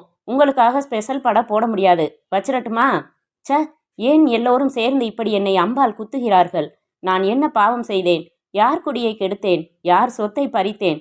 ஏன் என் சந்தோஷ சிறகுகள் இப்படி பீக்கப்படுகின்றன? நாற்காலியை விட்டு எழுந்தாள். குவார்ட்டர்ஸுக்கு வந்து கட்டிலில் விழுந்து கொஞ்சம் குமுறி அழுதாள். கிரிஷ், மை டியர் கிரிஷ், என்னால் தான் உனக்கு இந்த கோர முடிவா? உன் சாவுக்கு என் நேர்மைதான் காரணமா? ஸ்வீட் கிரிஷ், உண்மைதானா? நீ இறந்து விட்டது உண்மைதானா? இனி வரப்போவதே இல்லையா? என்னை பார்க்க போவதே இல்லையா? பேசவே மாட்டாயா? கீழ்வரிசையில் தெற்றுப்பல் தெரிய சிரிக்கும் அந்த சிரிப்பை இனி பார்க்கவே மாட்டேனா? நினைக்க நினைக்க அழுகை அதிகரித்தது. பாரதி, என்ன சுட்டா சுட்டுக்கங்கடான்னு பேசாம இருந்துருவேன். உன்னை நான் என் உயிரை விட மேலாதான் நினைக்கிறேன். கிரிஷ், நீயா இறந்து விட்டாய்? பாரதி, நீ பக்கா ஜென்டில் உமனா இருக்கிறது, நடந்துக்கிறது பாராட்ட வேண்டிய விஷயம்தான். பாதிக்கப்பட்டவங்களோட கோபத்தால உனக்கு எந்த பிரச்சனையும் வந்துடக்கூடாதுங்கிறது தான் என் கவலை. கிரிஷ், நீயா இறந்து விட்டாய்? இல்ல கண்ணம்மா, எனக்கு உன் மேல கோபம் இல்லை. உலகத்தை புரிஞ்சுக்க மாட்டேங்கிறியேன்னு தான் வருத்தப்படுறேன். கிரிஷ், நீயா இறந்து விட்டாய்? ஆஃபீஸில் சும்மா இருக்கிறப்போ உன்னை பற்றி ஒரு கவிதை எழுத ஆரம்பித்தேன். பாதி தான் எழுதினேன். மிச்சத்தையும் முடிச்சு காமிக்கிறேன். முடிக்காமலேயே போய்விட்டாயே கிரிஷ். முழுமையடையாத அந்த கவிதை போலவே உன் வாழ்க்கையும் இப்படி பாதியிலேயே. பாரதி 100 தடவை படித்துவிட்ட அந்த கவிதையை மீண்டும் எடுத்து படித்தாள். உன் கேள்விகளோ என்ற வரிக்கு கீழே பேனா எடுத்து எழுதினாள். என்ன பாவம் செய்தேன்? எதற்காக இந்த தண்டனை? கதவிடுக்கு வழியே ஒரு கடிதம் வந்து விழுந்தது. சிந்தனை கலைந்தாள். எழுந்து சென்று எடுத்து பிரித்தாள். ஆழ்ந்த அனுதாபங்கள், ஏஆர்பி என்ற ஒற்றை வரி. சந்தேகமே இல்லை, ஏஆர்பி தான் கிரிஷை கொன்றது. ஈவு இரக்கமில்லாத அந்த கல் நெஞ்சன்தான் இந்த காரியத்தை செய்தது. யார் சாட்சி? என்ன ஆதாரம்? எதுவும் இல்லை. ஆனால் அவன்தான், அந்த அரக்கன்தான். சட்டத்தின் கண்களில் விரல் விட்டு ஆட்டும் இவனை தட்டி கேட்பது யார்? பிஸ்கட் வீசினால் கவ்விக்கொள்ளும் நாய் வாலை ஆட்டாமல் கடிக்கவா வரும்? போலீஸாவது, பொடலங்காயாவது, கோர்ட்டாவது, நீதியாவது, மோதப்போகிற படை எதுவாயினும் பண அகழியில் வீழ்வது உறுதி, வீழ்த்துவது உறுதி. சிந்திக்க சிந்திக்க உள்ளே ஒரு கோப புயல் மெல்ல மெல்ல உருவாக ஆரம்பித்தது. பற்களை கடிக்க வைத்தது, கண்களை சிவக்க வைத்தது, இதயத்தை இறுக வைத்தது, கால்களை நடக்க வைத்தது. ஏஆர்பியின் வீட்டுக்குள் நுழையும் முன் தடுத்தவனை, கையெட்ரா, எங்கடாவோ முதலாளி என்று கேட்டாள் பாரதி. ஊர்ல இல்ல. டேய், ஏண்டா பொய் சொல்ற? நான் இங்கேதான் இருக்கேன், அவளை உள்ள விடு என்று வீட்டுக்குள் கால்களை அகட்டி நின்ற ஏஆர்பி சொல்ல, மார்பு படபடக்க உள்ளே வேகமாக வந்து நின்ற பாரதி தூ என்றாள். நீ ஒரு ஆம்பளையாடா? என் மேல கோபம்னா என்னோட மோத வேண்டியதானடா? கிருஷ்ணன் என்ன தப்புடா செஞ்சான்? அவனை ஏண்டா கொன்ன? சொல்லுடா, பதில் சொல்லுடா. பாரதி ஆவேசம் வந்தவளாய் ஏஆர்பியின் சட்டையை பிடித்து உலுக்கினாள். அவனோ அமைதியான புன்சிரிப்புடன் அப்படியே நின்றான். அப்புறம் என்றான். உன்னை யாரும் எதுவும் செய்ய முடியாதுங்கிற திமிர்ல தானே கிருஷ்ணனை கொன்ன? அப்பாவிடா, கள்ளம் கபடம் தெரியாதவன்டா. அவனை ஏண்டா கொன்ன? இதோ கிடந்து துடிக்கிறியே, இதுக்காகத்தான். நான் தான் சொன்னேனே, நல்ல பாம்பை சீண்டக்கூடாதுன்னு. நீ சீண்டின, இப்ப படுற. இன்னொரு வேடிக்கை பாரு இதுல. நானே உன்னை இங்க நம்ம வீட்டுக்கு கொண்டாடணும்னு நினைச்சேன். எப்படா கொண்டாடுறதுன்னு யோசிச்சேன்.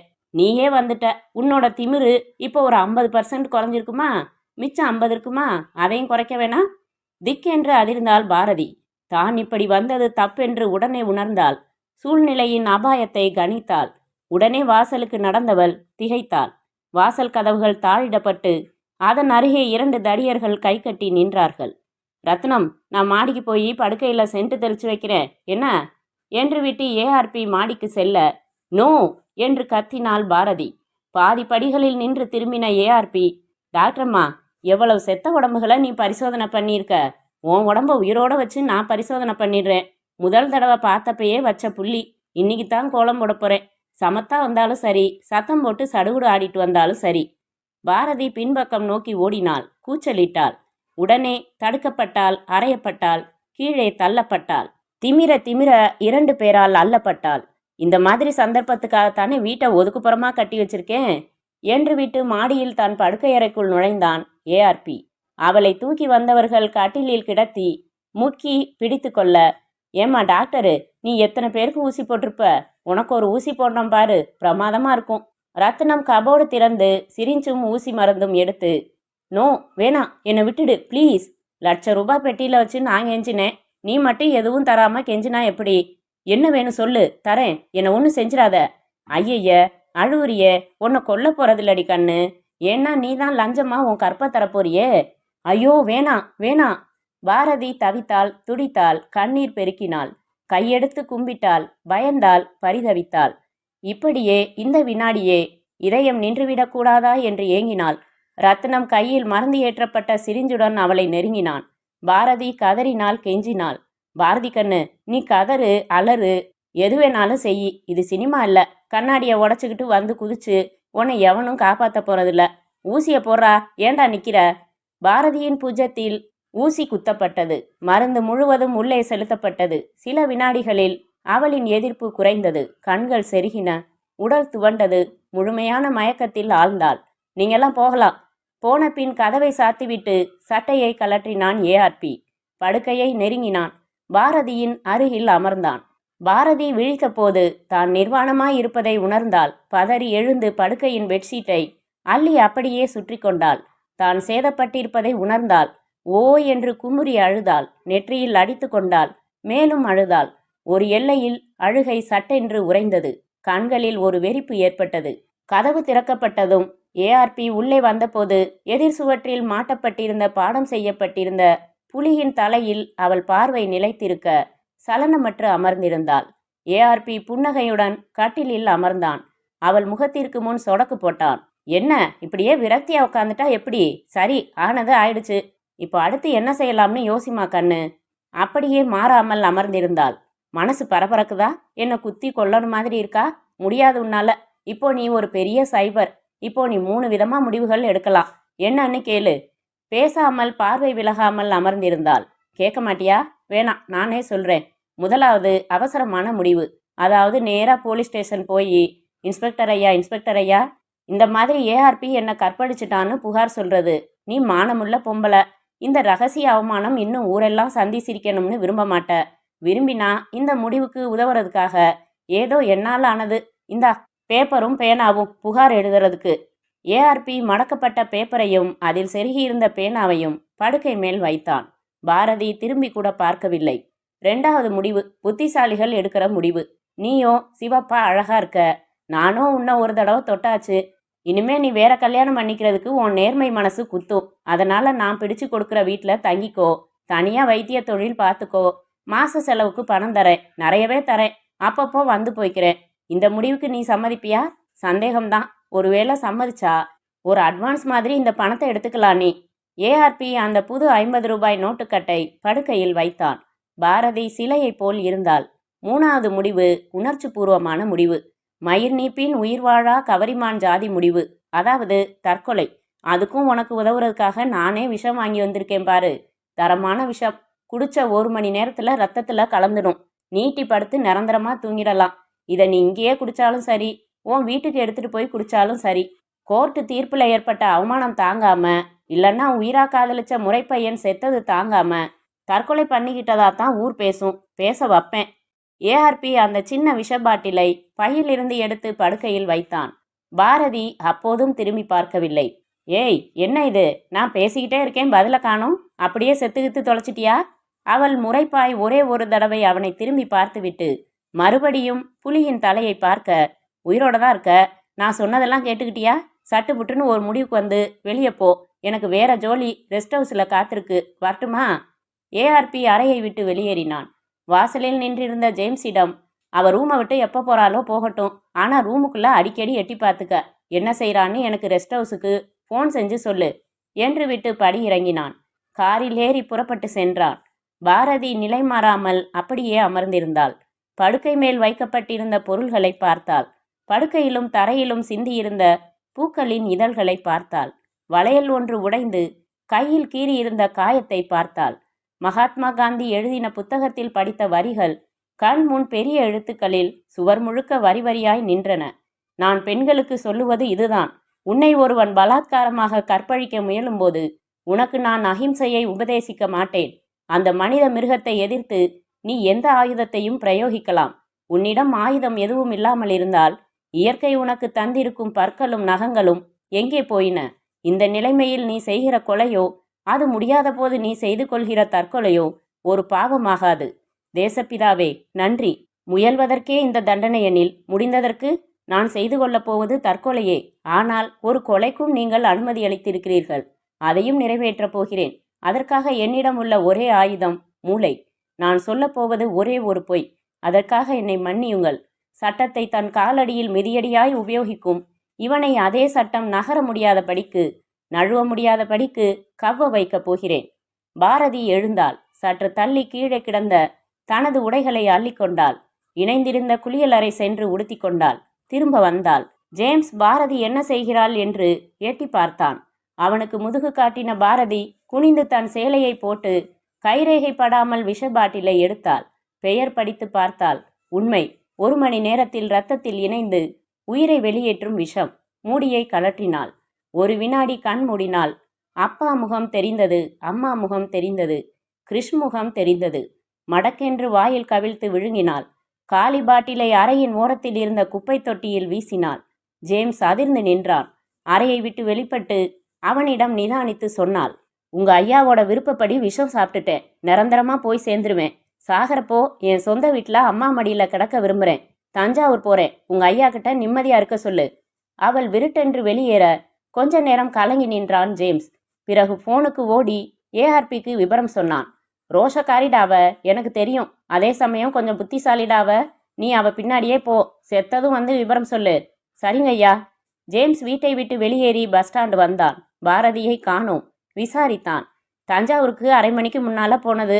அடுத்த பஸ் இன்னும் 15 நிமிஷம் கழிச்சுதான் என்றார்கள். இவள் பஸ் ஸ்டாண்டு வராமல் எங்கே போனாள்? குழம்பினான். வீட்டிற்கு போய்விட்டு வருவாள் என்று காத்திருந்தான். டாக்ஸி வேகமாக விரைந்து கொண்டிருக்க சோர்வாய் பின் சீட்டில் சாய்ந்திருந்த பாரதி, இன்னும் வேகமா போப்பா என்றாள். வயிற்றில் நெஞ்சில் சங்கடம் ஆரம்பித்திருந்தது. உள்ளே போன விஷம் தன் தன்மையை இரத்தத்திற்கு சொல்லிக் கொடுத்து கொண்டிருந்தது. 10 நிமிடம் காத்திருந்த ஜேம்ஸ் பக்கத்தில் இருந்த மோட்டார் சைக்கிள் மெக்கானிக் ஷெட்டிற்கு ஓடினான். ஒரு பைக்கை அனுமதியோடு எடுத்துக்கொண்டு பாரதியின் குவார்ட்டர்ஸுக்கு போனான். பூட்டி இருந்தது. இங்கேயும் வரவில்லை. பஸ் ஸ்டாண்டிற்கும் வரவில்லை. ஒருவேளை டாக்ஸி பிடித்து உடனே டாக்ஸி ஸ்டாண்டு வந்து விசாரித்து தஞ்சாவூரை நோக்கி பைக்கை உச்ச வேகத்தில் விரட்டினான் ஜேம்ஸ். தஞ்சாவூரின் எல்லையை கார் தொட்டதும், எங்க போகணுமா? நேரா செஷன்ஸ் கோர்ட்டுக்கு போப்பா என்ற பாரதி கைக்குட்டையால் மூக்கை பொத்தி இருந்தாள். கைக்குட்டையை எடுத்து பார்க்க அதில் இரத்தத்தின் முதல் துடி. கோர்ட்டு கட்டிடத்திற்கு முன்னால் டாக்ஸி நின்றதும் பாரதிக்கு லேசான மயக்கம் வந்தது. சமாளித்து கொண்டு இறங்கினாள். பணம் கொடுத்தாள். வேகமாக கொஞ்சம் தள்ளாடலுடன் நடந்தாள். கோர்ட்டு ஒரு வழக்கின் விசாரணை தீவிரத்தில் இருக்க நேராய் உள்ளே நுழைந்த பாரதி, சார் என்று உச்ச குரலில் கத்திக்கொண்டே நீதிபதியின் மேஜையை நோக்கி ஓடி அதில் கவிழ்ந்து விழுந்த போது கோர்ட்டு ஸ்தம்பித்தது. இப்போது அவள் வாயிலிருந்தும் ஒரு இரத்தக்கோடு வெளிப்பட்டிருக்க, என்னம்மா என்று பதறினார் நீதிபதி. மயக்கத்தையும் தள்ளாட்டத்தையும் பல்லை கடித்து கொண்டு சமாளித்து நிமிர்ந்த பாரதி, சார், நான் டாக்டர் பாரதி. புதுப்பேட்டை ஏஆர்பி மயக்க மருந்து கொடுத்து என்னை கற்பழிச்சிட்டான். அவன் கைப்பட விஷத்தை பலவந்தப்படுத்தி என்னை குடிக்க வச்சுட்டான். நேரா அவன் படுக்கை அறையிலிருந்து தப்பிச்சு வரேன். என் வாக்குமூலத்தை எடுத்துக்கோங்க என்பதை திணறி திணறி சொல்ல, நீதிபதி இதற்குள் காகிதம் எடுத்து அவள் சொன்னதை சரசரவென்று எழுதினார். கொண்டாங்க, கையெழுத்து போடுறேன். அவனை தண்டிங்க. இதோ நீங்க இத்தனை வக்கீலும் சாட்சி. இது என் மரண வாக்குமூலம். அவனை தண்டிங்க, தண்டிங்க, தண்டிங்க. தடுமாறி கீழே விழுந்தாள் பாரதி. நீதிபதி உடனே உத்தரவுகள் போட்டார். பாரதியை ஆஸ்பத்திரிக்கு தூக்கி செல்ல வைத்தார்.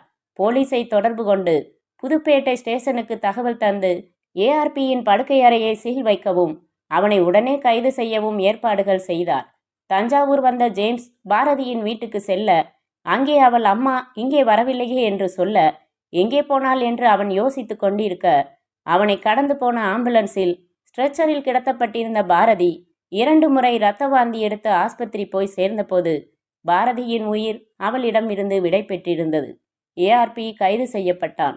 அவன் படுக்கை அறையின் குப்பை தொட்டியில் இருந்து அவன் கைரேகையுடன் கூடிய விஷ பாட்டில் எடுக்கப்பட்டது. பாரதியின் உடல் போஸ்ட்மார்ட்டம் செய்யப்பட்டது. பாட்டிலில் இருந்த மிச்ச விஷமும் அவள் இரத்தத்தில் கலந்த விஷமும் ஒன்று என்று லேபரட்டரி சத்தியம் சொன்னது.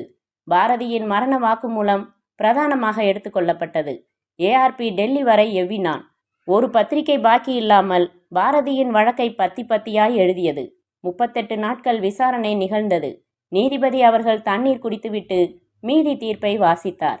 ஆகவே டாக்டர் பாரதி கொலை வழக்கில் ஏஆர்பி என்று அழைக்கப்படும் பீட்டரின் சார்பாக விசாரிக்கப்பட்டவர்களின் சாட்சிகள் அனைத்தும் ஏற்றுக்கொள்ளத்தக்கதல்ல.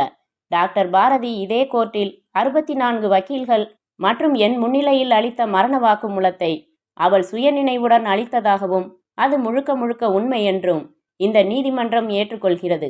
டாக்டர் பாரதியின் வாக்குமூலத்திற்கு வலு சேர்க்கும் வகையில் போலீஸ் தரப்பு சாட்சியங்கள் சமர்ப்பிக்கப்பட்டிருக்கின்றன. எனவே ஏஆர்பி என்று அழைக்கப்படும் பீட்டர் இந்த கொலையை செய்தார் என்று இந்த நீதிமன்றம் திட்டவட்டமாக தீர்மானித்து இபிகோ 302 மற்றும் 376 பிரிவுகளின்படி குற்றவாளியை சாகும் வரை தூக்கில் தொங்கவிட வேண்டும் என்று தீர்ப்பளிக்கிறேன். நீதிபதியின் தலைக்கு மேலே 4 மரச்சட்டங்களுக்குள் சிறைப்பட்ட மோகன்தாஸ் கரம்சந்த் காந்தி. அவரின் பொக்கை வாய் புன்னகையில் இன்று ஒரு புதிய அர்த்தம் தெரிகிறது. முற்றும்.